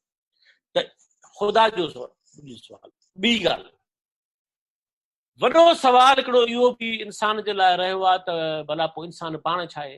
अरस्तूअ चयो त जेका टेलियोलॉजी जो इल्मु आहे, मतिलबु त हिन सॼे शइ जे पोयां आहे छा, मक़सदु कहिड़ो आहे, माण्हुनि जी ज़िंदगी जो कारज कहिड़ो आहे, आख़िर ही जेको टेलियोलॉजिकल फिलोसॉफिकल सवाल मेटाफिजिक्स में उभारियो वियो त आख़िर को त हूंदुसि मक़सदु ऐं मज़हबनि ऐं मुलाहियत हर क़िस्म जी उन टेलियोलॉजिकल सवाल खे इंसान जे बारे में अहिड़े अंदाज़ सां खणी बयान करण जी कोशिश कई जो इंसान पंहिंजे वजूदी बहरान जो शिकार थी वियो त मां कयां छा, ऐं हुनखे ख़ौफ़ ऐं लालच जी जेकी शिकिल आहे। तव्हांखे ख़बर हूंदी त बसरे जी हिकिड़ी सूफ़ी बीबी राबिया जेका अवाइली सूफ़िन में हसन बसरी खां पोइ 2 नंबर ते वॾी सूफ़ी आहे मुस्लमाननि जी, उन हिकिड़े भेरे बसरे जे बाज़ार में वही पए त हिकिड़े हथ में पाणी जो कटोरो हुअसि, ॿिए हथ में बाहि जो उलो हुअसि। कंहिं पुछियुसि त बीबी छा थी खणी वञी, काॾे थी वञी? चई वञा पई जंहिं हिन हथ सां जंहिंमें कटोरो अथमि पाणी जो, इन सां वञी दोज़ख जी बाहि विसाईंदसि, माण्हुनि चकर मां आज़ाद थिए, ऐं जेको ही बाहि अथमि इन सां वञी जन्नत खे साड़ींदसि त जीअं माण्हू जन्नत जे आसरे में सभु शयूं न कनि, पंहिंजे इश्क खे लहनि ऐं पंहिंजे इश्क सां सभु शयूं कनि।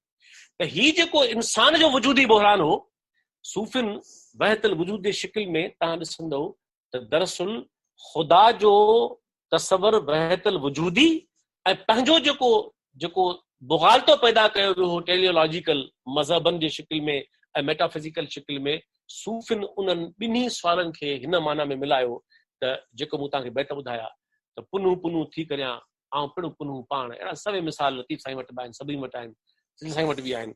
त इहो जेको मां सम्झां थो जेको तसवर आहे वहतल वजूद जो जेको सचल साईं वटि आहे, त सचल साईं दरअसल इंसान खे बि वजूदी बहरान मां आज़ाद थो करे, जंहिंखे मुख़्तलिफ़ फ़िक्री रिवायतूं उन मुब्तला कनि थियूं, ऐं दरअसल इहो तसवर जेको इंसान जो फितरत सां, संसार सां, काइनात सां, ख़ुदा सां ॻंढिजण जो आहे, उनखे एॾी हुस्नाकी सां सचल साईं बि पेश कयो आहे। मां ऐं सचल साईं जो कमाल कहिड़ो आहे त हुन वटि जेका सरमस्ती ऐं बाग़ियाना रिवायत आहे, जेका अलामतुनि जो सहारो घटि थी वठे, जेका क्लासिकल शाइरी ॿिए पासे हुई, उन में ही बरमल आहे, हे बेखौफ़ आहे।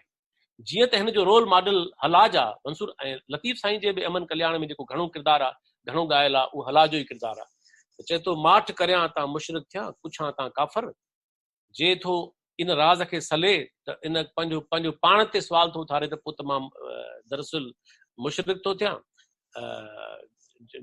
हुन जी नज़र में, ऐं जेकॾहिं पुछां थो त काफ़र थो थियां, पर चए थो त इन वाईअ वर को सम्झे सचो न चवे। त इन ॻाल्हि खे केरु सम्झंदो त सचल साईं वटि जेका बेसाख़्तगी आहे पंहिंजे उन तख़युलाती सरमस्तीअ जी, फ़िक्री सरमस्तीअ जी, वजदानी सरमस्तीअ जी, ऐं जंहिं सम्झ जे मुंतहा ते हू पुॼे थो, त मां सम्झां थो त इहो हिकिड़ो ग़ैर मामूली दर्जो हो जिते हू पुॼे थो। मां आख़िरी 2 टे ॻाल्हियूं कयां त ईअं न आहे त को सचल साईं जिते हिकिड़े कॉग्निटिव या हिकिड़े रूहानी या हिकिड़े वजदानी दाख़िली इश्क जी ॻाल्हि थो करे, उते हू पंहिंजे समाज खां कटियल हो या पंहिंजे ज़माने खां कटियल हो। न, सचल साईं जो कमाल इहो आहे त सचल साईं जेतिरो दाख़िलियत खे पंहिंजे शाइरी में जाइ ॾिनी आहे, ओतिरो ई हुन ख़ारिजियत खे बि पंहिंजे शाइरीअ में जाइ ॾिनी आहे। ऐं हुनजी शाइरीअ में जिते तसव्वुफ़ जूं ख़ासि रमज़ुनि वारी शाइरी तमामु घणी आहे, उते रूमानवी शाइरी बि तमामु घणी आहे। मिसाल तौरु चए थो इतनी बेनियाज़ी दिलबर न कर सचल से, पर उर्दू गज़ल अथसि, इतनी ये बेनियाज़ी दिलबर न कर सचल से, इसकी गली में तुमने अक्सर गुज़र किया है। ऐं अहिड़ा तमामु घणा ॿिया जेके आहिनि शेर जंहिंमें सचल साईं जेको आहे उहो दरअसल हिकिड़ी रूमानवी शाइरी बि करे थो। पर जेकॾहिं मां इन्हनि सभिनी शयुनि खे सहेड़ियां, जेकॾहिं इन पासे अचां त सचल साईं जे सॼी शाइरीअ जो जेके क्रक्स आहे, जोहर आहे, उहो कहिड़ो आहे? मां सम्झां थो त सचल साईं जी शाइरी जो वॾो जोहर हिकिड़ो इहो आहे त सचल साईं दरअसल पंहिंजी शाइरीअ में पंहिंजे सीगनि सां ऐं पंहिंजे अलामती इज़हार सां हिकिड़े इंसान खे मुकमल तरह अंदर मां आज़ादु करे थो, जेका सेल्फ लिबरेशन आहे। तव्हांखे ख़बर आहे त गौतम जॾहिं सिद्धार्थ जॾहिं पंहिंजी हेॾी हसीन जवानी ऐं महलनि जी ज़िंदगी छॾे ऐं 29 सालनि में महल छॾियो हो, त हुन वटि सुवाल ई हिकिड़ो, हुन वटि सुवाल इहो हो त निर्वाण कीअं थींदो? माण्हू त ग़ुलाम आहे मौत जो, माण्हू त ग़ुलाम आहे ॾुख जो, माण्हू त ग़ुलाम आहे बीमारीअ जो, माण्हू त ग़ुलाम आहे बेवसीअ जो। ही निर्वाण कीअं महिल माण्हू माणींदो। ऐं दरअसल इहो ई सफ़र हो 6 साल जॾहिं हू बनवास वरितो, हलंदो रहियो पंहिंजे तख़यल में कैफ़ियतुनि में, ऐं हू जवाबु खणी आयो हो त इनलाइटमेंट इज़ लिबरेशन। त दरअसल ही जेको वजूदी बहरान जो हल आहे इंसान जो, हुनमें कमाल इहो आहे त दुनिया जे सभु वॾनि वॾनि मुफ़करनि वटि, फ़लसफ़ियुनि वटि, शाइरनि वटि इहो सवाल रहियो आहे त सचल साईं जे शाइरीअ में बि दरअसल मां सम्झां थो त हुन पंहिंजो अलामती इज़हार खणी, पंहिंजो किरदारु खणी या मंसूर जो किरदारु खणी ऐं ख़ुदि कलामी जो इज़हार जो जी कैफ़ियतूं खणी ऐं या ख़ुदि कलामी न पर तख़ातब जो इज़हार खणी, इहे सभु शयूं इहा खणी हुन दरअसल इंसान जे जेका वजूदी सेल्फ लिबरेशन आहे, जेको एग्ज़िस्टेंशियल क्राइसिस आहे हुनजो कॉग्निटिव, उन खां इंसान खे आज़ादु करण जी कोशिशि कई आहे। ऐं मां हिकिड़ो उनजो मिसाल ॾियां थो हुनजी काफ़ी मां, त रुॻो हिकिड़ी काफ़ी में तव्हां दर्जा ॾिसजो, शिकिलियूं ॾिसजो त सचल साईं जी जेका लिबरेशन आहे, जेका हुनजी कॉग्निटिव लिबरेशन आहे, जेका हुनजी दाख़िली ऐं ख़ारिजी लिबरेशन आहे, उहा केॾी हमागीर बि आहे, गहरी बि आहे। हुनजी मशहूर काफ़ी आहे, को कीअं चवे मां जोई आहियां सोई आहियां। तव्हां तसवर कयो त रुॻो इहो चवण ई इहा सिट वारी ॻाल्हि आहे त सचल साईं पंहिंजे फ़िक्र जे उरूज में ऐं पंहिंजे वजदानी सरमस्तीअ में ऐं पंहिंजे फ़िक्री सरमस्तीअ में हिकु अहिड़े दर्जे ते पुॼे थो जिते हुनखे इन ॻाल्हि जी का परवाह न आहे त हुनजे बारे में काज़ी छा चवंदा, मुला छा चवंदा, हुक्मरान छा चवंदा, ज़मानो छा चवंदो, केर बि छा चवंदो। हुनजी जेका लिबरेशन आहे उहा हमागीर आहे। मां 2 टे मिसाल ॾियणु चाहियां थो। मिसाल तौरु रुॻो नाला थो खणनि उन्हनि कैफ़ियतुनि जा, सॼो थो पढ़ां काफ़ी। मोमिन चवेसि थो त हिनखे परवाह न आहे, को हिन काफ़िर चवे त हिनखे परवाह न आहे, को जाहिल चवेसि त हिनखे परवाह न आहे, को ज़ाहिर चवेसि हिनखे परवाह न आहे, को बातिन चवे हिनखे परवाह न आहे, को साहिर चवे हिनखे परवाह न आहे, को शाइर चवे हिनखे परवाह न आहे, को संत चवेसि, को बसंत चवेसि हिनखे परवाह न आहे, को मीरासी कलवंत चवेसि हिनखे परवाह न आहे, को मुलो चवेसि, को काज़ी चवेसि, को मुफ्ती चवेसि, को गाज़ी चवेसि, को नमाज़ी चवेसि, को रद्द चवेसि, को बद चवेसि, को बददीनी चवेसि, को मुशरिक चवेसि, को मुलहिद चवेसि, हिनखे परवाह न आहे। को सूरत में ज़ाहिरी सूरत में इंसान चवेसि हिनखे परवाह न आहे, को शर भरियो शैतान चवेसि हिनखे परवाह न आहे, को बुज़ुर्ग को मस्तान चवे हिनखे परवाह न आहे, को हिनखे सरमस्त चवे, को दीन जो दुरुस्त चवेसि राह जो, को आशिक रोज़ अलस चवेसि हिनखे परवाह न आहे, को ज़ेर चवेसि ज़बर ज़ंदीक चवेसि हिनखे परवाह न आहे, को रहनुमा रफ़ीक चवेसि ही हुन खां आज़ाद ऐं आजो आहे, को गर्की मंझि अमीक चवेसि, को रंग बेरंग चवेसि, को रंगीन चवेसि, को उघाड़ो चवेसि, को बेनंग चवेसि, को हाली चवेसि, को काली चवेसि, को खासिल ख़ास ख़याली चवेसि, को मस्त अज़ली मस्त मवाली चवेसि, को हक़ चवेसि, को नाहक़ चवेसि, को बरहक़ चवेसि, को पंहिंजे मुर्शिद नालो खणे थो, को हुनखे मुर्शिद अब्दुल हक़ जो जनम चवे, को ख़ासि चवेसि, को आम चवेसि, को हुनखे ख़ाम चवे, को सचू चएसि, को छा बि चएसि। तव्हां तसवर कयो त ही जेके हुन हिकु काफ़ीअ में ही जेके मूं सभु कैफ़ियतूं ऐं दर्जा ॿुधाया, तव्हां तसवर कयो त इहा उहा वुसत ऐं गहराई आहे सचल सरमस्त जी, सेल्फ लिबरेशन जी, पंहिंजे वजूद जे आज़ादीअ जी ऐं पंहिंजे तख़युलाती ऐं कैफ़ियती सरमस्तीअ जी ऐं फ़िक्री सरमस्तीअ जी, जो हाणे सचल। ऐं तव्हां ॾिसंदव त दुनिया में सभई वॾा माण्हू जेसि ताईं इन दर्जे खे नाहिनि पुॼंदा तेसि ताईं अंदर में ग़ुलाम रहंदा आहिनि। ज़मानो छा चवंदो, गिरोह छा चवंदा, माण्हू छा चवंदा, दुनिया में मज़हब छा चवंदा, हुकुम छा चवंदियूं, दुनिया जेसि ताईं माण्हू। ऐं सभ खां वॾी ॻाल्हि त पंहिंजे अंदर मां बि छा आवाज़ ईंदो, सदियूं असांजे अंदर में वेठियूं आहिनि। दुनिया जा सभई वॾा साइंसदान, दुनिया सभई वॾा मुफ़क्र, सभई वॾा फ़लसफ़ी, सभई वॾा दाना, सभई वॾा शाइर, सभई वॾा सूफ़ी, तव्हां ॾिसंदव इनक़िलाबी, उहे जेसि ताईं इन घण तरफ़े हमागीर गहरे ऐं हमागीर वुसत वारी जेका सेल्फ लिबरेशन आहे उन जे मक़ाम खे दर्जे खे नथा पुॼनि तेसि ताईं हू वॾा अज़ीम थी सघनि नथा। त मां सम्झां सचल साईं जो जी, साईं जो कमाल इहो बि आहे त सचल साईं पंहिंजे इन काफ़ीअ में, मां इन ॻाल्हि खे पूरो थो कयां हाणे, त इन काफ़ीअ जे अंदरि उहे सभई शिकिलियूं ॿुधायूं आहिनि जेके हुन चयो त पंहिंजे लाइ आहे बज़ाहिर, पर दरअसल इहा सेल्फ लिबरेशन, इहा घण तरफ़ी आज़ादी, दरअसल उहा उन अलामती इंसान जी आहे, जेको तव्हां बि थी सघो था, मां बि थी सघां थो। ऐं को ख़ासि न, आम माण्हू। सूफ़िन जो कमाल इहो आहे त सूफ़िन दुनिया में ख़ासि माण्हुनि जी हिक हटी ख़तमु करे छॾी। सूफ़िन आम माण्हूअ खे उहे दर्जा, उहे हैसियतूं, उहे सघ, उहे कैफ़ियतूं, उहे सलाहियतूं, उहे अज़मतूं बख़्शियूं ऐं बख़्शणु चाहियूं, जेके दरअसल सूफ़िन जो कमाल आहे। त मां सम्झां थो इहा बि ख़ुदि हिकिड़ो वॾो मिसाल आहे। सचल साईं इन पंहिंजे काफ़ीअ जे मार्फत उहे सभु शिकिलियूं ऐं उहे सभु दर्जा असांखे ॾेखारिया आहिनि ऐं ॿुधाया आहिनि।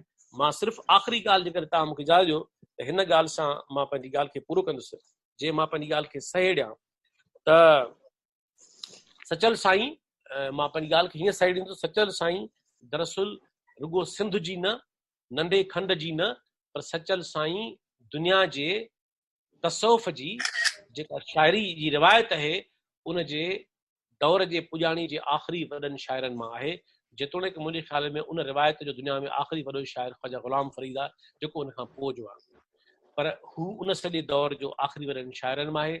सचल साईं जे जेका फ़िक्र में जेका वहतल वजूद वारो तसवर आहे, उहो हिन माना में नाहे त दरअसल पचण घणा पचाया तूं पचण खे पचाए। इहा हिकिड़ी ॿी लेवल आहे, इहा हिकिड़ी ॿी मंज़िल आहे। लतीफ़ साईं जी पंहिंजी हुस्नाकी आहे, तख़यल जी ऐं अलामती इज़हार जी।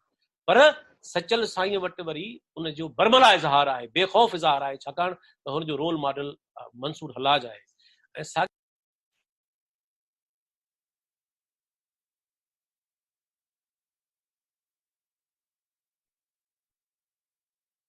ऐं में जेके बि संसार में जीवत जूं शिकिलियूं आहिनि, संसार जूं शिकिलियूं आहिनि, सचल साईं वटि उन्हनि सभिनी जे विच में जेका हम आहंगी आहे, जेको उन में डायलेक्टिकल रिलेशनशिप आहे, उहो हुन जे बहतल वजूद मां पधरो आहे। ऐं साॻी तरह सचल साईं जी शाइरी जो मुहरिक इश्क आहे, हुन वटि सरमस्ती ऐं कैफ़ आहे, हुन वटि हिकिड़ी रुगो ख़ारजी बहादुरी न आहे त हू मीर साहबनि जे ज़माने में मीर साहबनि सां हुनजा तालुकात बि हुआ, पर हुन पंहिंजे या जेके हुनजा पंहिंजो घराणो मज़हबी हो। सचल साईं हिकिड़ो बेनियाज़ माण्हू हो, जंहिं पंहिंजे दौर जे हर क़िस्म जे बुनियादी सुवाल खे जेको हुनजे आस पास हुयो, हुनजे तसवर ऐं तख़युल में हो, उनखे एड्रेस कयो आहे। ऐं हुन में उन पंहिंजे इज़हार में उहा बेबाकी ऐं जुरत ऐं बेखौफ़ी ऐं बेसाख़्तगी पैदा कई आहे, जेका सचल साईं जो ई इम्तियाज़ आहे ऐं जेका तसलसल बि आहे उन पंहिंजे माज़ी जी रिवायत जो। पर सचल साईं रुगो ख़्याल जो शाइर न आहे, जेतोणीकि हुनजो ख़्याल हसीन आहे। चयोई मैं ताईं ख़्याल हाँ मिल सां नाल ख़्याल दे, माना हिते लतीफ़ सचल साईं वटि ख़ुदा बि ख़्याल आहे ऐं पाण बि ख़्याल आहे। ग़ालिब बि केतिरनि जायुनि ते चयो आहे ऐं ॿियनि बि शाइरनि इन क़िस्म जूं ॻाल्हियूं कयूं आहिनि। पर सचल साईं रुगो तख़युल ऐं ख़्याल जो शाइर न आहे, सचल साईं ज़िंदगी जो शाइर बि आहे, छाकाणि त हुन पंहिंजे शाइरीअ में ज़िंदगीअ जा बुनियादी सुवाल बि एड्रेस कया आहिनि, जंहिंजी मूं तव्हांखे मिसाल ॾिना त हिन दुनिया जो वॾे में वॾो, मां हिन ॻाल्हि खे आख़िरी ॻाल्हि खे पूरो थो कयां त अॼोको जेको पोस्ट मॉडर्न दौर आहे, जेको अॼोको जेको ही पोस्ट मॉडर्न ईरा आहे, जंहिं इंसान खे सरमाएदारी जे उभार जे करे ऐं दुनिया में घणनि सबबनि जे करे हिकिड़े वजूदी बहरान में वरी मुब्तला करे छॾियो आहे। अॼोके दौर जो इंसान ख़ुशहाल हूंदो पर पुरकैफ़ न आहे, सरमस्त न आहे, बेकैफ़ आहे। त सचल सरमस्त जी कमाल इहो आहे त सचल सरमस्त पंहिंजी शाइरीअ में, पंहिंजे फ़िक्र में ऐं पंहिंजे उन में रुगो तख़युल ऐं ख़्याल ताईं महदूद न आहे, हू ज़िंदगीअ जूं बेरहम हक़ीक़तुनि खे बि पंहिंजी शाइरी मौज़ू बणाए थो। ऐं मां सम्झां थो त इहो ई सबबु आहे जो सिंध जे अंदरि तव्हां ॾिसंदव त जिते लतीफ़ साईं असांजे फ़लसफ़ियाना फ़िक्र जो उरूज आहे शाइरी जे अंदरि, ऐं क्लासिकल दौर जो वॾे में वॾो हवालो ऐं उरूज आहे, उते साॻे वक़्तु सचल सरमस्त खे जेका पंहिंजी जाइ आहे ऐं पंहिंजी हैसियत आहे, उहा हुन खां कोई खसे नथो सघे। त सचल सरमस्त पंहिंजे शाइरी ऐं फ़िक्र में मज़ाहिमत, इश्क, मोहबत, कैफ़ ऐं सरमस्ती ऐं ज़िंदगी जे शऊर जो हिकिड़ो अहिड़ो तख़लीक़ी ऐं हसीन ऐं तनक़ीदी इम्तिज़ाज आहे, जंहिं मां हुनजे दौर ते बि फ़र्क़ु पियो। हुन पंहिंजे दौर में बि माण्हुनि खे पंहिंजी ज़बान ॾिनी ऐं हिकिड़ो नओं ख़्याल ऐं फ़िक्र ॾिनो। ऐं मां सम्झां थो त जीअं शेख अयाज़ साहिबु पंहिंजे शाइरीअ में ऐं पंहिंजे नसरी किताबनि में बार बार सचल साईं खे पंहिंजो सूंह करार ॾिनो आहे, ईअं सिंध जो अॼोके दौर जो शाइर, अॼोके दौर जो समाज, अॼोके दौर जे सिंधी समाज जो इंसान, हे समाज उनखे तमामु घणी ज़रूरत आहे त सचल जे फ़िक्र खे पंहिंजे ज़माने सां हम आहंग करे ॾिसे ऐं जेको हुनजे ख़्याल ऐं फ़िक्र जो मज़ाहिमती ऐं तख़लीक़ी जोहर आहे उनखे पंहिंजी सघ ऐं पंहिंजो रूहानी ऐं पंहिंजो शऊरी हथियार बणाए त मां सम्झां थो त सचल कल्ह बि रिलेवेंट हो ऐं सचल अॼु बि रिलेवेंट आहे ऐं सचल ईंदड़ ज़माननि ऐं दौरनि में बि सिंध जे उत्साह जो सच शुरू रहंदो। तव्हांजी वॾी महिरबानी। जामी साहब, थैंक यू वेरी मच। तमाम घणा मतलब बॉक्स पूरो हिते चैट बॉक्स भरिजी वियो आहे। दोस्तनि जेके तव्हांखे दाद ॾिनो आहे, तव्हांजे हिन पूरे लेक्चर खे जेको आहे हिकु जामियो करार ॾिनो आहे। तमाम घणा जेके आहिनि, हींअर आउं ॿुधायां तव्हांखे त 122 माण्हू असांजे हिन लेक्चर में शरीक थिया आहिनि। एवरेज जेको आहे 72-73 माण्हू एवरेज जेके आहिनि उहे रहिया आहिनि। पर जीअं त हिते लिबर्टी आहे त हर को माण्हू अचे, केतिरो टाइम वेहे, वरी हलियो वञे, उनजी मर्ज़ी आहे। त ईअं दोस्त ईंदा बि वञनि था ऐं छॾींदा बि वञनि था। एग्ज़ैक्टली हिन वक़्तु 67-68 माण्हू हिन वक़्तु बि जेके आहिनि शामिल आहिनि। पर घटि में घटि 100 खां मथे मूंखे जेको आहे मैसेज जेके आहिनि बॉक्स में अची चुका आहिनि तव्हांजे हिन लेक्चर जे जामिया ऐं वॾी मालूमात ऐं इंफॉर्मेटिव। हाणे पाण एतिरो ई न रमेश साहब, पर एतिरो ई न, पर दोस्तनि अहिड़े क़िस्म जे लेक्चरनि खे साराहियो बि आहे ऐं दोस्त चवनि था त इहा सीरीज़ अॻिते कंटिन्यू करणु खपे। बिल्कुलु बिल्कुलु। हाणे हींअर पंहिंजे सिलसिले में इहो आहे त थोरा सुवाल जवाब, मक़सदु त दोस्त इलाही हाणे सभु कंदा त पोइ त ॾाढो ॾुखियो मामिलो थींदो। पर आउं सिर्फ़ु इहो चवां त हिते जेके मूं चयो सभिनी खे त बाबा तव्हां पंहिंजे बॉक्स में हिते चेट में मूंखे सवाल लिखी मोकिलियो त उहे वठंदासीं। त मूं वटि जेके सवाल आया आहिनि, हिकिड़ो सवाल जंहिंजो जवाबु तक़रीबन तव्हां ॾिनो बि आहे, पर सवाल रखियो आहे रुखसाना आहे फिनलैंड मां रुखसाना आहे। उन जेको आहे सवाल रखियो आहे त सचल खे हफ़्त ज़बां शाइर चयो थो वञे, पर जॾहिं त 7 ॿोलियूं असांखे किथे नज़र कोन थियूं अचनि। 4 ॿोलियूं खनि मिलनि थियूं, बाक़ी कहिड़ियूं ॿोलियूं आहिनि जिन में माना हुन इहा ॻाल्हि कई आहे। जेकॾहिं हुन इहो बि लिखियो आहे त जेकॾहिं ख़्याल जी उॾाम बहितर आहे त घणनि ॿोलियुनि जो शाइर हुजणु को ज़रूरी आहे छा? जी साईं। दादा मां अदी खे इहो जवाबु ॾियां ऐं दोस्तनि सां इहा ॻाल्हि कयां त हे जेको हफ़्त ज़बान वारो जेको ॻाल्हि थी आहे, इहा दरअसल केॾी पुराणी न आहे। सचल साईं खे पंहिंजे हमअसर ज़माने में कंहिं बि कोन चयो, न हुन पंहिंजे पाण खे चयो ऐं हुनजे हमअसर ज़माने में कंहिं इहा ॻाल्हि बि कोन कई। इहा दरअसल 20वीं सदी जे अंदरि तमामु वेझी ॻाल्हि आहे। तो इहा ॻाल्हि हिकु अधु मकाले में कंहिं माण्हू लिखी छॾी ऐं इहा ॻाल्हि बसि हुली पई, पर हक़ीक़त इहा आहे त सचल साईं न कॾहिं पाण ई क्लेम कयो, न हुनजे दौर में कंहिं हुनखे ईअं चयो हो। ऐं न वरी 19वीं सदी जंहिं सदी में 27 में हुनजो वफ़ात थी आहे, त 19वीं सदी जे पूरे ज़माने में हुनखे कंहिं इहो चयो हो। पर मिर्ज़ा कलीज बेग जहिड़ो वॾो माण्हू जेको सचल साईं जे ई सदी में पैदा थियो ऐं हुन में ज़िंदा रहियो, त इहो मुग़ालतो आहे। हक़ीक़त इहा आहे त हुन शाइरी सिर्फ़ु 4 ॿोलियुनि में कई आहे। हुन जूं बुनियादी ॿोलियूं सराइकी ऐं सिंधी आहिनि, पर हुन खे फारसी जीअं त घर में पढ़ाई वई ऐं फारसी हुनजी पंहिंजी घर जी पढ़ी खुली, जीअं इक़बाल पढ़ी, ॿियनि पढ़ी, लतीफ़ साईं पढ़ी, त फारसी में शाइरी कई ऐं हुन उर्दू में बि शाइरी कई। ऐं मां तव्हांखे ॿुधायां त उर्दू जे अंदरि इहा ॻाल्हि मूं ते कोन कई, टाइम घटो, त सचल साईं ग़ज़ल लिखियो आहे। असांजे कलोड़ जे ज़माने में ग़ज़ल जी शुरूआत थी चुकी, लतीफ़ साईं कोन लिखियो, ॿियनि कोन लिखियो, पर सचल सरमस्त मीर तकी मीर जो, ख्वाजा मीर दर्द जो, ऐं तव्हां ॾिसंदव त केतिरा शाइर जेके आहिनि उन ज़माने जा, उन्हनि जो हम असर बि आहे। ऐं जंहिं नज़ीर अकबर आबादी जंहिं लिखियो सो है वो भी आदमी, उहो बि हम असर आहे असांजे सचल साईं जो। सचल साईं ख़ुदि ग़ालिब बिन नौजवान हो जॾहिं सचल साईं जी वफ़ात थी आहे, त सचल सरमस्त उर्दू में बि शाइरी कई आहे। हाणे जेको मुग़ालतो अधी ॻाल्हि कई आहे उहा इहो आहे त घणा माण्हू चवनि था त जीअं त हुन पंहिंजी शाइरीअ में पंजाबी लफ़्ज़ बि आंदा आहिनि। हाणे असुल ॻाल्हि इहा आहे त हे जेका मुल्तान ऐं उच्च शरीफ़ वारी ॿोली आहे, तव्हां जंहिंमें बाहू आहे, जंहिंमें बुलेश आहे, इन ॿोली जे बारे में अॼु ताईं बहस आहे वॾो त इहा ख़ालिस पंजाबी आहे या ख़ालिस सराइकी आहे। हक़ीक़त इहा आहे त बाहू ऐं बुलेश आहे दरअसल उहे ॿिन्ही ॿोलियुनि जो इम्तिज़ाज आहिनि, इन करे उनखे पंजाबी वारा पंजाबी शाइर सम्झनि था, उनखे सराइकी वारा सराइकी शाइर सम्झनि था, ऐं असांजी नज़र में उहो ॿिन्ही ॿोलियुनि जो इम्तिज़ाज आहे। त माण्हुनि इहो सम्झो त जीअं त सचल साईं पंहिंजे शाइरीअ में कुझु अहिड़ा लफ़्ज़ ऐं सिगा इस्तेमालु कया आहिनि जेके पंजाबी में मुरवज आहिनि, ऐं सराइकी त उन पंहिंजी ॿोली, त इन मां पंजाबी जो शाइर बि थियो। जॾहिं सराइकी चऊं था त पोइ इन में पंजाबी त शामिल कोन थींदी। या मिसाल तौरु अरबी जा केतिरा लफ़्ज़, हाणे ज़ाहिर आयतूं लतीफ़ साईं बि इस्तेमालु कयूं आहिनि, सचल साईं बि इस्तेमालु कयूं आहिनि तमामु घणियूं क़ुरान शरीफ़ जूं।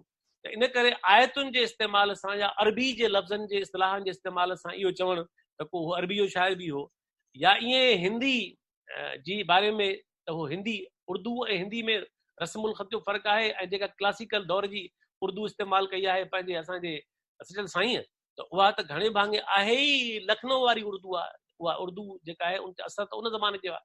त इन करे अदी खे मां जवाबु ॾियां त सचल साईं चइनि ॿोलियुनि जो ई शाइर आहे, ऐं वॾो शाइर हुजण जो पैमानो ॿोलियुनि जी घणाई न आहे, ऐं न वरी वॾे शाइर हुअण जो पैमानो घणी शाइरी करणु आहे। वॾे शाइर हुजण जा जेके पैमाना आहिनि उन्हनि में इहे शयूं शामिल न आहिनि। इन करे लतीफ़ साईं असांजे शाइरनि जो छा दुनिया जे शाइरनि में हिकिड़ो अज़ीम नालो आहे, पर शाइरी हिकिड़ी ॿोली में कई। इन करे रूमी आहे, तमामु घणी शाइरी आहे हुनजी, पर शाइरी त पंहिंजी फारसी ॿोली में कई आहे। इन करे सचल साईं जे बारे में इहा ॻाल्हि हाणे इस्टेब्लिश्ड आहे त उहो चइनि ॿोलियुनि जो शाइर हो। हुनजी बुनियादी शाइरी ऐं ॿोलियूं जेके आहिनि उहे सराइकी ऐं सिंधी आहिनि, ऐं घणनि ॿोलियुनि जे शाइरी करण सां को माण्हू वॾो शाइर कोन थींदो आहे। उहा ॿी ॻाल्हि आहे त सचल साईं जी ख़ूबी इहा आहे त हुन इन्हनि घणनि ॿोलियुनि में चइनि ॿोलियुनि में शाइरी करे मुख़्तलिफ़ रिवायतुनि खे पंहिंजे शाइरी साम्हूं आंदो। वॾी महिरबानी जामी साहब। ॿियो सवाल जेको आहे उहो लिखियो आहे त चैट बॉक्स में, नीदरलैंड मां आहे असलम आराई साहब। उनजो सवाल आहे त सचल जा असां त सिर्फ़ु सराइकी कलाम ॿुधा आहिनि ऐं ॻाया विया आहिनि, त छा उनजी सिंधीअ में या फारसीअ में शाइरी बि ॻाई वई आहे, या उहा एॾी सुठी कोन्हे, या छा आहे? इन जो सबबु ॿुधायो त सचल खे सराइकी शाइर तौरु फनकारनि छो वरितो? सही हाणे ॻाल्हि इहा आहे त सचल साईं जा ॿई रिसाला अदबी बोर्ड शाया कया, सिंधीअ जो बि ऐं सराइकी जो बि। त इन करे हुन जा ॿई जेके रिसाला आहिनि ऐं जेका हुनजी उर्दू शाइरी आहे उहा हुनजे दीवान में, हुनजे रिसाले में बि शामिल आहे। ऐं शिकारपुर में इहो किताबु शाया थियो हो कंहिं ज़माने में, घणी पुराणी ॻाल्हि आहे, त उतां शाया बि थियो हो। इन करे सचल साईं जी जेका सराइकी शाइरी आहे उहा सराइकी वसेब में बि ॻाई वञे थी, ऐं सिंध में बि तमामु मक़बूल आम आहे। पर ईअं न आहे त को सचल साईं जी सिंधी शाइरी मक़बूल न आहे। मां जो ई आहियां सो ई आहियां। तव्हां ॿुधायो त सिंध जी कहिड़ी महफ़िल आहे, सिंध जो कहिड़ो माण्हुनि जो इज्तिमा आहे, ऐं सिंध जे समाज में जॾहिं बि ज़िक्र थींदो आहे मज़ाहिमत जो, तसौफ़ जो, वहतल वजूद जो, ऐं हिकिड़ी बाग़ियाना रिवायत जो, त मां जो ई आहियां सो ई आहियां, ऐं उन मां हसीन तरीन जो कलाम आहे। इन करे सचल साईं जूं सिंधी काफ़ियूं बि तमामु मशहूरु आहिनि, ऐं सचल साईं जूं सराइकी काफ़ियूं बि तमामु मशहूरु आहिनि। हाणे उहो माण्हू जे ज़ौक़ ते आहे त के माण्हू वधीक सराइकी ॿुधनि था ऐं के माण्हू सिंधी वधीक ॿुधनि था। ऐं हुन जा उर्दू गज़ल जेके आहिनि उहे उर्दू गज़ल बि जेके आहिनि साईं जा कुझु ॻाया विया आहिनि ऐं वधीक ॻाइणु खपनि, ऐं सिलेक्टेड जेके आहिनि। इन करे सचल साईं जी जेका घणी शाइरी ॻाई वई आहे उहा सराइकी ऐं सिंधी ॿिन्ही ॿोलियुनि में आहे, ऐं ॿिन्ही ॿोलियुनि में हुन जा जेके रिसाला आहिनि अदबी बोर्ड शाया करे चुको। वॾी महिरबानी, वॾी महिरबानी। उम्मीद त नीदरलैंड मां असलम आराई साहब मुतमिन थियो हूंदो। ॿियो सवाल सर सऊदी अरब मां आहे मुनवर फुल साहब, इंजीनियर आहे। उनजो सवाल आहे त छा फारसी शाइरी जो को सिंधीअ में तर्जुमो थियो आहे या न आहे? हूअं बि जनरली छा सचल जे कलाम खे मुकमिल सहेड़ियो वियो आहे या न? इहा तमामु सुठी दोस्त सवाल कयो, छो त हाणे लेक्चर में हर ॻाल्हि त कोन थी कवर थी सघे, टाइम जो मसइलो हूंदो आहे।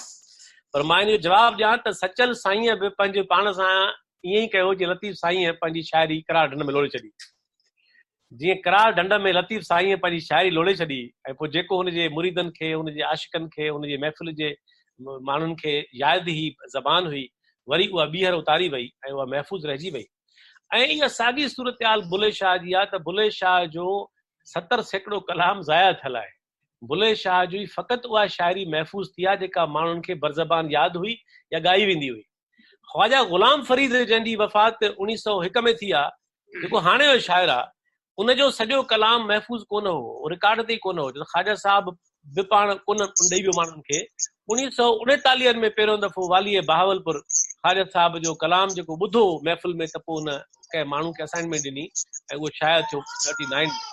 त सचल सरमस्त साईं जे लाइ बि चयो वञे थो, मुख़्तलिफ़ आलमनि लिखियो आहे ऐं मौक़िक़नि, त हुन बि पंहिंजो कलाम जेको आहे उहो पंहिंजी ज़िंदगीअ में सॼो न पर काफ़ी कलाम ज़ाया इन ख़्याल खां कयो हो त मता सुभाणे माण्हू उन ॻाल्हि जे रूह खे सम्झनि न ऐं उन मां के पंहिंजूं मानाऊं कढनि ऐं गुमराह थियनि।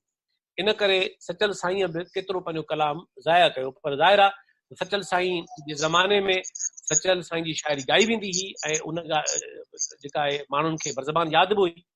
इन करे उहा ऐं हूअ बि क्लासिकल शाइरी घणे भाङे किताबनि में त कोन रही आहे न। दरअसल क्लासिकल शाइरी त माण्हुनि जे सीननि में रही आहे, माण्हुनि जे दिलनि में रही आहे, माण्हुनि जे रूहनि में रही आहे ऐं माण्हुनि जे अवाम जी ज़िंदगी में रही आहे। उन्हनि जे सीना बसीना उन्हनि जे रिवायतुनि मां अवामी शाइरी जी अवाम जे ज़रिए मुंतक़िल थी आहे। त इन करे सचल सरमस्त साईं जी शाइरी जेका मौजूदु आहे इहा हुनजी मुकमल शाइरी कोन्हे। सचल साईं जी तमामु घणी शाइरी आहे ऐं सचल साईं लतीफ़ साईं वांगुरु घणा पंध बि कोन कया।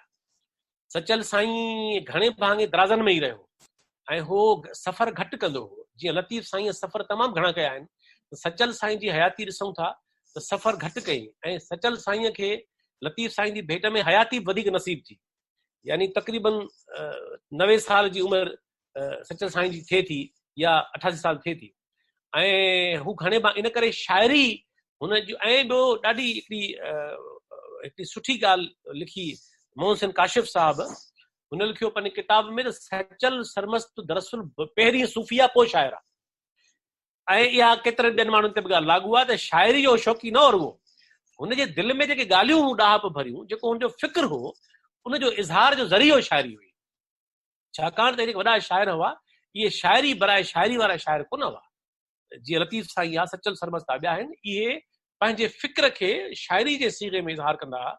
इन करे सचल साईं जी शाइरी जो घणो हिसो ज़ाया थियल आहे, पर असां ख़ुशनसीब आहियूं त वरी बि उनजी शाइरी जो वॾो हिसो माण्हुनि जे दिलि में महफ़ूज़ हो, उहो महफ़ूज़ थियो, उहो कलमबंद थियो ऐं उहो किताबनि। आख़िरी ॻाल्हि जेका साईं सवाल कयो आहे त हुनजी फारसी शाइरी तर्जुमो थी आहे, हा साईं बिल्कुलु समूरी तर्जुमो न थी आहे, पर सचल साईं जी फारसी शाइरी में जो केतिरो हिसो आहे कलाम जो जेको मंज़ूम अंदाज़ में बि तर्जुमो थियो आहे ऐं नसर में बि तर्जुमो थियो आहे ऐं उन जा केतिरनि जायुनि ते उहो मौजूदु आहे। इन करे सचल साईं जी फारसी शाइरीअ जो काफ़ी हिसो सिंधीअ में तर्जुमे जी शिकिल में मौजूदु आहे। साईं वॾी महिरबानी। हिकिड़ो सवाल आयो आहे ऑकलैंड न्यूज़ीलैंड मां। हमरा इहो बि लिखियो आहे त साईं 3:30 राति जा थिया आहिनि ऐं डेट जेका आहे 9 थी चुकी आहे मूं वटि, पर मां वरी बि ॿुधां थो पियो ऐं उनजो सवाल ज़ाती क़िस्म जो हुन चयो आहे त भई छा तव्हां लतीफ़ खे घणो जेको आहे चवंदा आहियो त ॻाईंदा, मक़सदु खे लेक्चर ॾींदा आहियो। ॿियो ऐं पहिरियों दफ़ो तव्हां सचल ते ॻाल्हायो आहे, छा तव्हां सचल ते को किताब लिखियो आहे या लिखणु चाहींदव? मां हिन दोस्त जी राय सां मुतफ़िक़ आहियां त दरअसल रुगो इहा ग़लती मूं न कई आहे, पर दरअसल इहा ज़ाती सचल सां ओवरऑल थी आहे।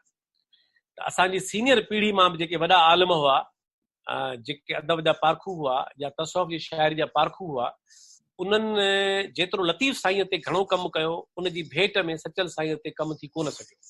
मिसाल डॉक्टर गुरबख्शानी आहे, अलामा दाऊद पोटो आहे, अलामा आए काज़ी आहे, साईं GM सैयद आहे, साईं जोयो साहब आहे, परियो साहब आहे ऐं तनवीर अब्बासी साहब आहे, आगा सलीम साहब, केतिरा ॿिया असांजा पारखू आहिनि। त इहा ॻाल्हि दुरुस्त आहे त सचल सरमस्त जिते जेतिरो कमु थियणु खपे ऐं थियणु खपंदो हो, उन सतह जो कमु असां वटि न थियो आहे। उन में मुंहिंजी पती बि शामिल आहे त मूं बि इन में पंहिंजे हिसाब सां लतीफ़ साईं ते त घणो कमु कयो आहे, पर सचल साईं ते हा ईअं ज़रूरु आहे त मुंहिंजो हिकिड़ो अदबी तनक़ीद जो किताबु जेको हिन साल अचे पियो, ॿियो पहिरियों अची चुको आहे हिकिड़ो, उन में जिते लतीफ़ साईं ते हिकिड़ो मकालो आहे तफ़सीली, उन में सचल साईं ते बि हिकिड़ो तफ़सीली मकालो आहे। त इन करे इहो मकालो जॾहिं ईंदो दुरुस्त पढ़ंदा त मूं ते लिखियो आहे, पर उहो हिकिड़ो तफ़सीली मकालो ज़रूरु आहे, पर किताब ज़ाहिर न आहे अञा। ऐं हक़ीक़त इहा आहे त ज़रूरत इन ॻाल्हि जी आहे, छाकाणि त घणो जेको मवाद मां ॾिठो आहे सचल साईं ते, उन में वर्जाव घणो आहे, साॻियूं साॻियूं ॻाल्हियूं घणियूं आहिनि ऐं नवां नवां तहक़ीक़ी पासा घटि असां वटि साम्हूं आंदा विया आहिनि। वरी बि लतीफ़ साईं हिकिड़ो अहिड़ो शाइर आहे जंहिं ते कमु मयारी घणो थियो आहे, शेख हयास ते कमु काफ़ी थियो आहे, पर सचल सरमस्त ते अञा ताईं उन सतह जो सही ॻाल्हि आहे त मज़मून आहिनि, मकाला आहिनि, कुझु किताब बि आहिनि, उनखे शाबस हुजे जिन माण्हुनि कमु कयो आहे। पर ज़रूरत इन ॻाल्हि जी आहे त असांजे यूनिवर्सिटियुनि में असांजा जेके अदब जा उस्ताद आहिनि उहे पंहिंजे पाण बि कमु कनि ऐं शागिर्दनि खे बि उत्साहिनि त रिवायती वर्जा जे बजाए कुझु नवां नवां पासा खणी अचनि जेके उन कम खे हथी ॾियनि ऐं न रुगो उहो सिंधी में किताब अचे पर उहे किताब अंग्रेज़ी ऐं उर्दू में विझणु खपनि, छाकाणि त सचल सरमस्त जी सिंधी शाइरी बि अचणु खपे तर्जुमे जी शिकिल में, पर हू उर्दू जो बि तबाज़ात शाइर आहे। इन करे उर्दू वारनि मां तमामु घटि माण्हुनि खे ख़बर आहे त को सचल सरमस्त ख्वाजा मीर दर्द जो, ख्वाजा मीर तकी मीर जो, नज़ीर अकबर आबादीअ जो ऐं इन्हनि जो हम असर शाइर हो। त इन करे इहा ख़बर उन्हनि खे बि घटि आहे तमामु। मां उर्दू जे महफ़िलुनि में वञा थो, कॉन्फ्रेंसुनि में, अदबी प्रोग्रामनि में, त कॾहिं ज़िक्र ई न थींदो आहे उन्हनि वटि त को सचल सरमस्त बि तबज़ाद उर्दू शाइर हो ऐं हुन ग़ज़ल जी सिन्फ़ में न रुगो क्लासिकल फॉर्म में ग़ज़ल लिखिया पर हुन उर्दू में काफ़ियूं लिखियूं आहिनि ऐं उन ज़माने में उर्दू ॿोलीअ में काफ़ी जो तसवर जेको आहे इहो तमामु हिकिड़ो नओं तजुर्बो हो, नओं ख्वाब हो उर्दू लाइ। त इन करे बिल्कुलु दोस्त जी ॻाल्हि सही आहे त असांखे सचल साईं जे बारे में वधीक कमु करणु खपे। जामी साहब वॾियूं महिरबानियूं। सुवाल त इलाही हुया पर सुवालनि जो सिलसिलो हिते ख़तमु कयूं था। हाणे सिर्फ़ु थोरा असां कमेंट जेके आहिनि उहे वठणु चाहींदासीं। उहो दोस्तनि खे गुज़ारिश आहे त सिर्फ़ु 1 मिंट जो मैक्सिमम 2 मिंटनि जो कमेंट आहिनि, 2-3 दोस्तनि खां वठंदासीं जंहिंमें वेलकम असां कयूं था जेके बि नवां दोस्त शामिल आहिनि उन्हनि खे हिकु दफ़ो वरी ऐं सिंध अख़बार जो एडिटर महेश असां शामिल थियो आहे। महेश साहब गुज़ारिश आहे त हू अॼु जे हिन ते जेको लेक्चर हुननि ॿुधो आहे उन ते कमेंट पेश कनि। महेश जी, महेश साहब।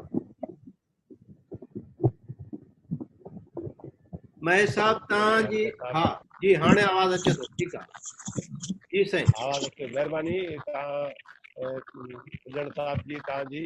ही असां त सिखण था चाहियूं हीउ सिलसिलो जेको करोना जे दौर में तव्हां शुरू कयो आहे, लॉकडाउन जे दौर में असांखे इलाही मौक़ो मिलियो। असां तव्हांजे हिन प्रोग्राम में सिखण जी कोशिशि कंदासीं, जीअं असां सिखण जी कोशिशि कंदासीं ॿिया दोस्त बि ज़रूरु हिन मां ज़रूरु सिखंदा। अदबी लेवल ते वधीक ॼाण मिलंदी दोस्तनि खे वक़्तु वॾी महिरबानी साईं तव्हांजी। हाणे जामी साहब खे मतिलबु भले जेको आहे वाधायूं हुजनि ऐं ॾाढी महिनत जेको आहे त हर फील्ड में जामी साहब जेका पंहिंजी महिनत आहे महिनत करे थो, इन करे जामी साहब खे हिन मौक़े ते जेको मुबारकबाद। थैंक यू साईं। महेश साहब वॾी महिरबानी तव्हांजी। हाणे गुज़ारिश कंदासीं, पाइलर मां असांजो दोस्त आहे शुजा कुरैशी साहब, पाइलर मां वेठो आहे, उनखे चवंदासीं त बिल्कुलु वक़्त जो ख़्यालु कंदे 1 मिंट जो पंहिंजो कमेंट पेश करे। जी शुजा कुरैशी साहब। साईं तव्हांजो माइक बंदि आहे। जी जी जी ऑन कयां थो। जी जी आन हाणे कीअं? हा अचे पियो।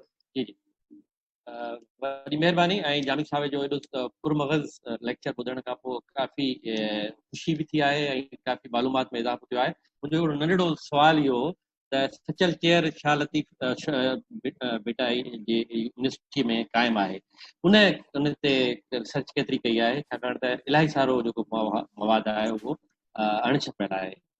इहो वॾी महिरबानी। जी साईं जामी साहब। अदा शुजा, तव्हां ॻाल्हि कई सचल चेयर जी, त सचल चेयर ज़ाहिर आहे त उनजो हिकिड़ो मसइलो इहो बि आहे त उनखे जेका सपोर्ट खपे यूनिवर्सिटी ख़ैरपुर जी उहा कॾहिं मिली ई न आहे। न उनखे ओतिरी बजेट ॾिनी वञे थी, न हुन में एतिरा गुंजाइश आहे। पर उनजे बावजूदि तव्हां ॾिसंदव त तनीर अब्बासी साहब जॾहिं हुयो उन ज़माने खां वठी दोस्त रहिया आहिनि हुते, ऐं अयाज़ गुल हो, हाणे दोस्त महर ख़ादिम आहे, जर्नल भी छपजे थो, मुख़्तलिफ़ किताब बि छपजनि था, थोरा प्रोग्राम बि थियनि था, पर हक़ीक़त इहा आहे त जेको ॾिसो चेयर क़ाइमु करणु सवली आहे, हलाइण जो मतिलबु आहे त वसीला खपनि, उनखे संजीदगी खपे। तहक़ीक़ को मामूली कमु त न आहे दुनिया में तहक़ीक़। इन करे असां वटि यूनिवर्सिटियुनि में तहक़ीक़ जो कल्चर तमामु कमज़ोर आहे, ऐं इन करे मुंहिंजो ख़्यालु इहो आहे त तव्हांजी ॻाल्हि सां मुतफ़िक़ आहियां मां त असांजे इन्हनि चेयर्स खे रुॻो चेयर्स न ठाहियो वञे, उन्हनि खे वाक़ई तहक़ीक़ी मर्कज़ ठाहियो वञे त घटि में घटि जेकॾहिं मुंहिंजी नज़र में हिकु साल में हिकु मयारी कॉन्फ्रेंस अहिड़ी थिए जंहिंमें हर मकालो को नओं पासो खणी अचे, का नई तहक़ीक़ आणे ऐं उहो किताब शाया थिए, त बि मुंहिंजे ख़्याल में असांजी इहे चेयर्स वॾो कमु करे सघनि थियूं। पर हक़ीक़त इहा आहे त असांजी ओवरऑल चेयर्स जी कारकर्दगी कमज़ोर आहे। पर वरी बि दोस्तनि खे शाबस आहे ख़ैरपुर में, जिन जिन दोस्तनि खे मौक़ो मिलियो आहे उन्हनि पंहिंजे हिसाब सां कमु कयो आहे। वॾी महिरबानी सर। अनवर अज़ीज़ चांडियो साहब जेको आहे लाहौर मां शामिल थियो आहे, अनवर अज़ीज़ चांडियो साहब, उनखे गुज़ारिश आहे त पंहिंजा कमेंट पेश करे, हुननि छा ॿुधो छा अनवर अज़ीज़ चांडियो साहब। सर महिरबानी तव्हांजी लख लाइक़। जामी साहब सां जॾहिं बि मुलाक़ात थींदी आहे असांखे हमेशह सिखाइण लाइ नई शइ मिलंदी आहे, ऐं हीउ हिकु ज़बरदस्त क़िस्म जो लेक्चर हुयो। ऐं यकीन कयो त शायदि साईं सचल सरमस जे हवाले सां खोड़ सारनि आस्पेक्ट, खोड़ सारनि अहिड़ियुनि ॻाल्हियुनि खां वाक़फ़ियत थी जंहिंजे बारे में असां कुझु अलॻि ॿी शइ ख़्यालु कंदा हुयासीं। असां उनजी शाइरी खे, उनजे वज़द वजूद वारे पैगाम खे एतिरे क़दुरु जो मां जोई आहियां, सोई आहियां बाबति बि असां पंहिंजी परसेप्शन में जेका आइडियालॉजी जेका ठाहे वेठा हुयासीं उन्हनि सभिनी खे बाक़ाइदे साफ़ करे चवंदा धोई साफ़ कई, सूफ़ीअ साफ़ कयो, धोई वर्क वजूद हुयो। सो हिन दौर जो जेको आहे मुंहिंजे ख़्याल में चवणु घुरिजे त महासूफ़ी आहे साईं जामी चांडियो साहब, ऐं हुनजी वॾी महिरबानी आहे। ऐं सभिनी दोस्तनि जी ख़्वाहिश आहे, मुंहिंजी बि गुज़ारिश आहे त जेकॾहिं इहो सिलसिलो जारी रहे त ॾाढो बहितर थींदो। महिरबानी। हिकिड़ी वज़ाहत कयां, हिकिड़ी वज़ाहत कयां तव्हांजी वरी महिरबानी मोहबत सां कयो। मां सूफ़ी सफ़ा न आहियां, मां सूफ़ियुनि जो आशिक़ आहियां, सूफ़ियुनि खे पसंदि कंदो आहियां केतिरनि हवालनि सां, ऐं तसव्वुफ़ जे रिवायत जे कुझु पासनि खे तमामु पसंदि कंदो आहियां। पर मां फिक्री तरह पाण सूफ़ी न आहियां, मां हिकिड़ो साइंसी ख़्याल जो माण्हू आहियां। मां तसव्वुफ़ सां जेका मुंहिंजो रिश्तो आहे एतिराम जे प्यार जो, सबबु इहो आहे त असांजो क्लासिकी विरसो आहे। जेकॾहिं 21वीं सदीअ जो साइंसी सोच जो माण्हू पंहिंजे विरसे खे छॾे ॾींदो ऐं उन सां को अकुली या हिकिड़ो फिलासॉफिकल रिश्तो न जोड़ींदो त पोइ इहा ज़्यादती थींदी पंहिंजो पाण सां बि, क्लासिकल विरसे सां बि। इन करे तसव्वुफ़ मुंहिंजे लाइ थोरे इंसान ज़ात जे लाइ क्लासिकल ऐं मेडिवल दौर जो हिकिड़ो वॾो अज़ीम विरसो आहे, जंहिंखे खणणु खपे इन माना में त कहिड़ियूं शयूं उन ज़माने में कयूं बहितर हुयूं, कहिड़ा पासा रिलेवेंट आहिनि। बाक़ी मां पंहिंजो पाण ते कॾहिं बि इहो टैग हणाइणु पसंदि न कंदो आहियां त मां पाण सूफ़ी आहियां। हाणे गुज़ारिश कंदासीं, असांजो मानाइतो दोस्त आहे डॉक्टर खुशहाल कालाणी, जेको USA में 14 साल, जीअं राम बनवास काटे आयो 14 साल काटे आयो आहे, हाणे हिते आहे हैदराबाद में रहे थो पियो, उहो बि शामिल आहे। उनखे गुज़ारिश कंदासीं त पंहिंजा कमेंट। जी डॉक्टर साहब। सभ खां पहिरीं महिरबानी राजा साहब जी, उजण साहब जी, जंहिं हिमायत मचायो। ॿिए नंबर ते महिरबानी जामी साहब जी, जंहिं फिक्री निशस्त जो लेक्चर कम मकालो पढ़ियो। आउं पंहिंजे हिसाब सां सम्झां थो त दुनिया में हींअर ॿिनि लफ़्ज़नि जो छेड़ो आहे, अकुल ऐं अक़ीदे जो, ॿियो आहे बैतल वजूद ऐं बैतल शहूद जो। त इन लेक्चर मां असांखे काफ़ी कुझु ॼाण मिली। संस महिरबानी। हिकिड़ी मां दिलचस्प क़िस्म जी साईं ॻाल्हि कई आहे, इजाज़त ॾियो त मां हिकिड़े मिंट जी ॻाल्हि कयां। ज़रूरु ज़रूरु। जी जी।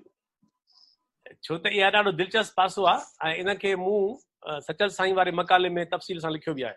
उहो इहो आहे त तव्हां ॾिसंदव त घणे भाङे सभिनी सूफ़ियुनि अकुल खे कंडेम कयो आहे ऐं इल्म खे बि कंडेम कयो आहे। इल्मू बस करियो यार, इल्मू बस करियो यार, बुले छा चयो आहे? सचल लतीफ़ साईं चयो आहे अखर पढ़ अल्फ जो ॿिया वर्क सभु विसार। या साईं चयो आहे त पढ़ियो था पढ़नि कड़नि कीन कलूब में, पाणा ॾोह चढ़नि जे वर्क वराई बेतरा। ईअं सचल साईं में तमामु घणा मिसाल आहिनि। त इहो सवाल आहे त पोइ भला सूफ़ियुनि इहो अकुल ऐं इल्म खे कंडेम छो कयो आहे? इन में मुगालतो इहो आहे त सूफ़ियुनि इंसान जी दाहब में इल्म खे कंडेम कोन कयो आहे। सूफ़ियुनि जॾहिं अकुल पे चयो त इन जो मतिलबु काज़ी हुया, जॾहिं हुननि इल्म पे चयो त इहे कंज़ कदूरी काफ़िया हुआ, इहे जेके मज़हबी आलिम हुआ, इन करे उन ज़माने में का फिज़िक्स केमिस्ट्री त कोन्हे हुननि साम्हूं, या हुन साम्हूं को फ़लसफ़ो हो। सूफ़ियुनि जे ज़माने में हुननि जे साम्हूं जंहिंखे इल्म चयो वेंदो हो उहो त काज़िन वटि हूंदो हो, उहो त मुलनि वटि हूंदो हो, ऐं अकुल जेको सम्झो वेंदो हो, साहिब अकुल उहो बि सम्झो वेंदो हो इन्हनि काज़िन खे। इन करे तव्हां ॾिसंदव त जेको सूफ़ियुनि अकुल ऐं इल्म खे कंडेम कयो आहे उहो अकुल इल्म पाण वारो कोन्हे, उहो असां वारे इल्म अकुल जे ख़िलाफ़ कोन हुआ, उहो वॾा माण्हू हुआ तमामु। हुननि अकुल ऐं इल्म जो मतिलबु उन ज़माने जे मौजूद रवायत मुताबिक़ जेको मज़हबी आलिमनि वटि या मुफ़्तिन ऐं काज़िन वटि जेको इल्म हो जंहिं क़िस्म जो महदूद हुननि जो जहिड़ो हुन सां हो, इन करे हुननि कंडेम उन कयो आहे। त इन करे जॾहिं चए थो बुले शाह इल्मू बसि करी हो यार, त इल्म हे पाण वारो कोन्हे, उहो इल्म जेको आहे जेको मुले वटि आहे, जेको काज़ी वटि आहे, या जेके इन करे ही जेको इश्क ऐं जेको अकुल में इक़बाल बि चयो त इन करे हे जेको आम तसवर आहे त शायदि इश्क ऐं अकुल में वॾो को जहिड़ो आहे, इहो अकुल इश्क में को जहिड़ो कोन्हे। इश्क ऐं अकुल दरअसल एपिस्टेमोलॉजिकल सेंस में, फिलोसॉफिकल सेंस में दरअसल रीज़न ऐं सेंसेशन ॿई एपिस्टेमोलॉजिकल सोर्सिस आहिनि। इन करे अकुल बि इंसान जे अंदर जी फैकल्टी आहे ऐं एहसास या इश्क बि हुनजे ज़िंदगी जो ऐं हसीन पासो आहे, उन में को तज़ाद न आहे, फ़र्क़ु ज़रूरु आहे। त इन करे हे जेके सूफ़ी कंडेम कंदा हुआ दरअसल ज़ाहिरी इल्म खे या ज़ाहिरी अकुल खे, उहो काज़िन जो ऐं मुलनि जो जेको पासो हो, जंहिंखे इक़बाल बि कंडेम कयो आहे, जंहिंखे रूमी बि कंडेम कयो आहे, जंहिंखे लतीफ़ बि कयो आहे, जंहिंखे सभिनी कयो आहे। इन करे असांखे अॼोके दौर में इहो सुवाल सम्झाइणो पवंदो पंहिंजे समाज ऐं अवाम खे त जंहिं इल्म जी असां पंहिंजे समाज खे चऊं था त हासिल कयो, जंहिं ॾाहप ऐं अकुल खे असां पंहिंजे समाज में ॾिसणु चाहियूं था त पेर खोड़े, सूफ़ी उन जा मुखालिफ़ कोन हुआ। वॾी महिरबानी जामी चांडो साहब। असां वटि सनाउल्ला अतीक साहब इस्लामाबाद मां शामिल थियो आहे, हुनजो रिक्वेस्ट बि आयो आहे त 2 मिंट ॻाल्हाईंदो। जी सनाउल्ला साहब। सनाउल्ला अतीक जी रमेश जी जी जामी साहब तमामु बहितरीन जेको अॼु हिन मुख़्तसिर लेक्चर दौरान ॻाल्हायो, ख़ासि करे जेको हुनजो इम्पॉर्टेंट पहलू इहो हो त जेका क्रोनोलॉजिकल जेको एस्पेक्ट हुयो, सिंध जो जेका हिस्टोरिकल एस्पेक्ट आहे, लतीफ़ खां वठी सामी सचल, उन शइ खे तमामु घणो टच कयो जेको इंतिहाई ज़रूरत हुई। सियासी समाजी ऐं उन हिस्ट्रीअ खे रिकॉल कराइण में तमामु बहितरीन जेको आहे जामी साहब जो जेको तरीक़ो आहे लेक्चर जो, जॾहिं यूनिवर्सिटी खां वठी अॼु ॾिसूं पिया असां ॾिसूं था ॼण हू ॼण त हींअर ई फ्रेश लॻनि पिया, ॾाढो लाभाइतो ऐं तमामु जदीद दौर जूं जेके घुर्जूं आहिनि, जेके असांखे तसौफ़ खे, मिस्टिसिज़म खे मौजूदा दौर में असां पंहिंजे उन वर्से खे किथे यूटिलाइज़ करे सघूं था ऐं उन खे खणी करे असां पंहिंजे जदीद जेको पैरामीटर्स आहिनि, स्पेक्ट्रम्स आहिनि, उन तरफ़ कीअं वञी सघूं था। तमामु लाभाइतो ऐं ख़ूबसूरत प्रोग्राम, ऐं इंशाअल्लाह इहो मूंखे यकीन आहे त इहे बहस ऐं लेक्चर में हलंदा रहंदा। पर उन सॼे लेक्चर मां जेका हिकिड़ी तुज़ ऐं तेज़ ॻाल्हि निकिती ऐं नए फ़िक्री पहलुअनि खे जेको आहे सो ॾिसनि, सचल जे नए फ़िक्री पहलूअ खे ख़ासि करे। वॾी महिरबानी। वॾी महिरबानी सनाउल्ला साहब। हाणे शायदि पाण 2 कलाक जेके आहिनि पूरा गुज़ारे चुका आहियूं, त हुनजे करे मां त चवां त दोस्तनि जा कमेंट्स बि जाम आहिनि, सलाहूं बि जाम आहिनि, ऐं पूरो बॉक्स जेको आहे हींअर वरी बि भरियो पियो आहे। ऐं गुज़ारिश कंदुसि आख़िर में मंज़ूर हुजण साहब खे त हू पंहिंजो दोस्तनि जो शुक्रियो बि वरी अदा करे ऐं पंहिंजा कमेंट्स बि जेके पेश करे। मंज़ूर हुजण। महिरबानी रमेश राजा साहब। सचमुच त जेको ई लेक्चर 2 कलाक जो सिलसिलो रहियो, सॼी दुनिया मां हिन लेक्चर खे ॿुधण जे लाइ असांजा संजावत साथी जेके उहे माण्हू शरीक थी सघिया आहिनि जेके या त इन्हनि ॻाल्हियुनि खे सम्झण जी सलाहियत रखनि था, या वरी उहे माण्हू शरीक थी सघिया आहिनि जेके हिन ज़ूम जेको क्लाउड मीटिंग आहे उनखे सम्झनि था। त काफ़ी दोस्त जेके आहिनि से हिन प्रोग्राम खे ॾिसण पिए चाहियो, पर असां हुनजे लाइ जेको सूफ़ी शहर आहे अमजद शहर रोड़ीअ खां हुनखे हुन हिकु वॾे पेज ते ऑनलाइन कयो आहे, ऐं गॾोगॾु जेको आहे सो जामी चांडिया साहब फेसबुक ते लाइव आहे। त असां ही प्रोग्राम वॾे पैमाने ते दोस्तनि खे ॾेखारण में कामयाबु विया आहियूं, ऐं दोस्त शुरू खां वठी आख़िर ताईं शामिल रहिया आहिनि, ऐं गॾोगॾु मूंखे मैसेज जेके ईंदे रहिया आहिनि त कीअं शामिल थिजे, या कुझु दोस्तनि खे कुझु मुश्किलातूं पइनि पियूं त हिन प्रोग्राम में ऑनलाइन कीअं शामिल थियनि। उन्हनि जे लाइ असां वटि वीडियो ऐं इनखे असीं जेको आहे सो ॿिए कंहिं तरीक़े सां इन क़िस्म जा जेके असांजा प्रोग्राम थियनि था, असांजो जेको यूट्यूब चैनल हूंदो असीं उन ते बि खणी ईंदासीं, त इहे लेक्चर उते बि वीडियो जी सूरत में दोस्तनि जे लाइ मौजूदु हूंदा। किताबी शिकिल में इन क़िस्म जे लेक्चर जेके हुजनि उन्हनि खे किताबी शिकिल में जेके माण्हू पढ़णु चाहिनि उनखे उते पढ़ाइणु खपे। कुझु माण्हुनि खे रेफरेंस जे सूरत में जेकॾहिं ऑडियो में खपंदो त उहो मिली सघंदो। त हीउ जेको लेक्चर आहे इहो तमामु लाभाइतो थियो आहे। त असां वटि तमामु सुठा शाइर जिन में हक़नवाज़ शिराज़ चांडियो, ऐं अब्दुल्ला दायो इस्लामाबाद खां, रियाज़ दायो, रऊफ़ फारस दायो, ऐं ॿिया खोड़ सारा ॿिया साथी असांजा जंहिंमें रमज़ान बुरड़ो साहब, उन्हनि हिन प्रोग्राम खे न सिर्फ़ु ॾिठो पर दोस्तनि पंहिंजे कमेंट्स में मैसेजिस में तमामु घणो सारायो आहे। इन जे करे असांजो हौसलो अञा वधीक वधियो आहे। त जहिड़े तरीक़े सां सिंधी अख़बारुनि में जीअं महेश असां सां शुरू खां वठी हिन वक़्तु ताईं गॾु आहे, त ॿिया दोस्त बि असां सां अहिड़े तरीक़े सां गॾु आहिनि। त असां हिन प्रोग्राम खे हिन सिलसिले खे अञा अॻिते वठी वेंदासीं। त असांखे अञा कश्मीर खां असांजो अदनान ॿिया दोस्त, मतिलबु त नौजवान तमामु घणो जामी चांडियो साहब खे पसंदि कनि था, संदसि लेक्चर ॿुधणु चाहिनि था, संदसि ॻाल्हियूं ॿुधणु चाहिनि था, साणसि सवाल करणु चाहिनि था, पर वक़्तु हालतुनि जे आधार ते असीं उहो सभु कुझु हिकु जाइ ते करण में कामयाबु विया आहियूं। त हीउ हिकिड़ो सिलसिलो आहे जंहिंमें असां वरी हिकु दफ़ो ॿीहर हिकिड़ी गॾिजाणी जेका पाण में थींदी ऐं सलाहूं कंदासीं, दोस्तनि खां सलाहूं वठंदासीं। जेको असांजो ऑनलाइन इल्मी अदबी कचहरी ग्रुप आहे या ज़ूम क्लाउड ग्रुप आहे, उनखे असां 2 ॾींहंनि जे लाइ खोले छॾींदासीं। त असांजा दोस्त उन्हनि में पंहिंजा कमेंट्स कनि त असीं उन्हनि जूं सलाहूं उतां बि खणी वठंदासीं। त आऊं हिकु दफ़ो ॿीहर उन्हनि सभिनी दोस्तनि जो, असांजे सिगा लाहौर जेको जनरल सेक्रेटरी आहे चांडियो अनवर अज़ीज़, उनजो उन सभिनी दोस्तनि जो थोरो था मञूं जेके असांजे हिन ज़ूम क्लाउड मीटिंग्स जा या सभिनी दोस्तनि जा लख थोरा। वॾी महिरबानी मंज़ूर साहब, वॾी महिरबानी तव्हांजी।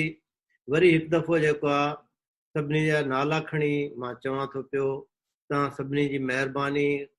ख़ासि तौर ते जामी चांडियो साहब जेको टाइम ॾिनो, सुजा कुरैशी साहब आहे, मंज़ूर उजणा, अब्दुल्ला दायो, अब्दुल्ला सोलंगी, आगा मसूद, अमाला ड्रिग, अमीन लाखो, अमजद दुरानी, अनीस सोलंगी, फहद आईफोन लिखियल आहे, फैसल मोराई, अकनवाज शिराज, इकबाल आईफोन, शाम मनोहर शाम, जवाद हंगरीअ मां, खुशाल कालाणी साहब, मोहम्मद अली सहतो साहब, मंसूर आरिसर साहब, मंजूर गिलाल, महराब, मोहसन जोयो साहब, मोहम्मद असलम भट्टी साहब, मुनवर डायरी साहब, मुस्तफ़ा बुलेदी साहब,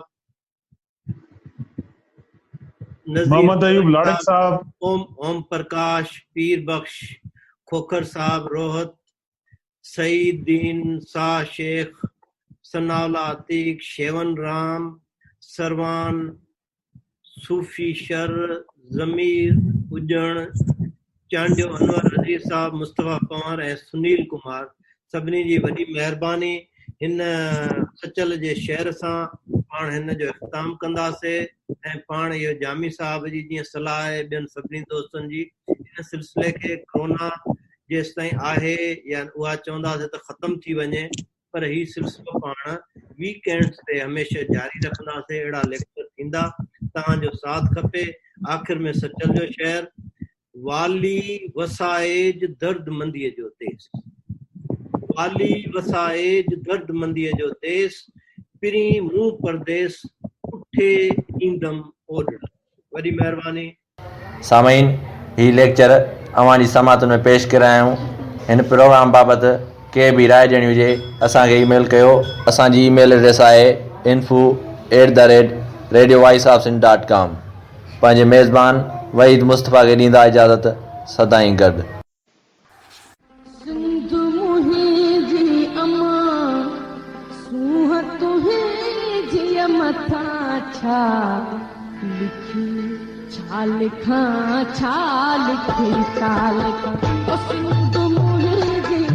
दुनिया जा सिंधियो हिक मुठ थी सिंध बचायो।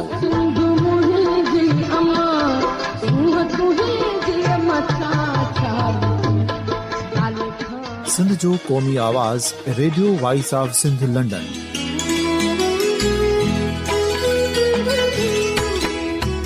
Radio voice of Sindh London पंहिंजी नशरियात में सिंध जी सियासत, समाज, इक़्तिसादियात, तारीख़, क़ौमी उमंगुनि ऐं इख़्लाक़ियात मुतलिक़ सिंध जी हक़ीक़ी तर्जमानी कंदे प्रोग्रामनि खे असराइतो बणाइण लाइ सिंध जे घण घुरनि ऐं धरतीअ सां प्यार कंदड़ अदीबनि, दानिशवरनि, सहाफ़ियुनि, उस्तादनि, वकीलनि ऐं हर तबिके जे मानवारनि सजणनि खे सिंध में शऊरी इनकलाब लाइ सहकार जो सॾु ॾियूं था। अचो त गॾिजी सूफ़ियुनि ऐं संतनि वारी सिंध जो ओज हिक मुठ थी वरी वापसि आणण वारे सफ़र जा साथारी बणिजऊं।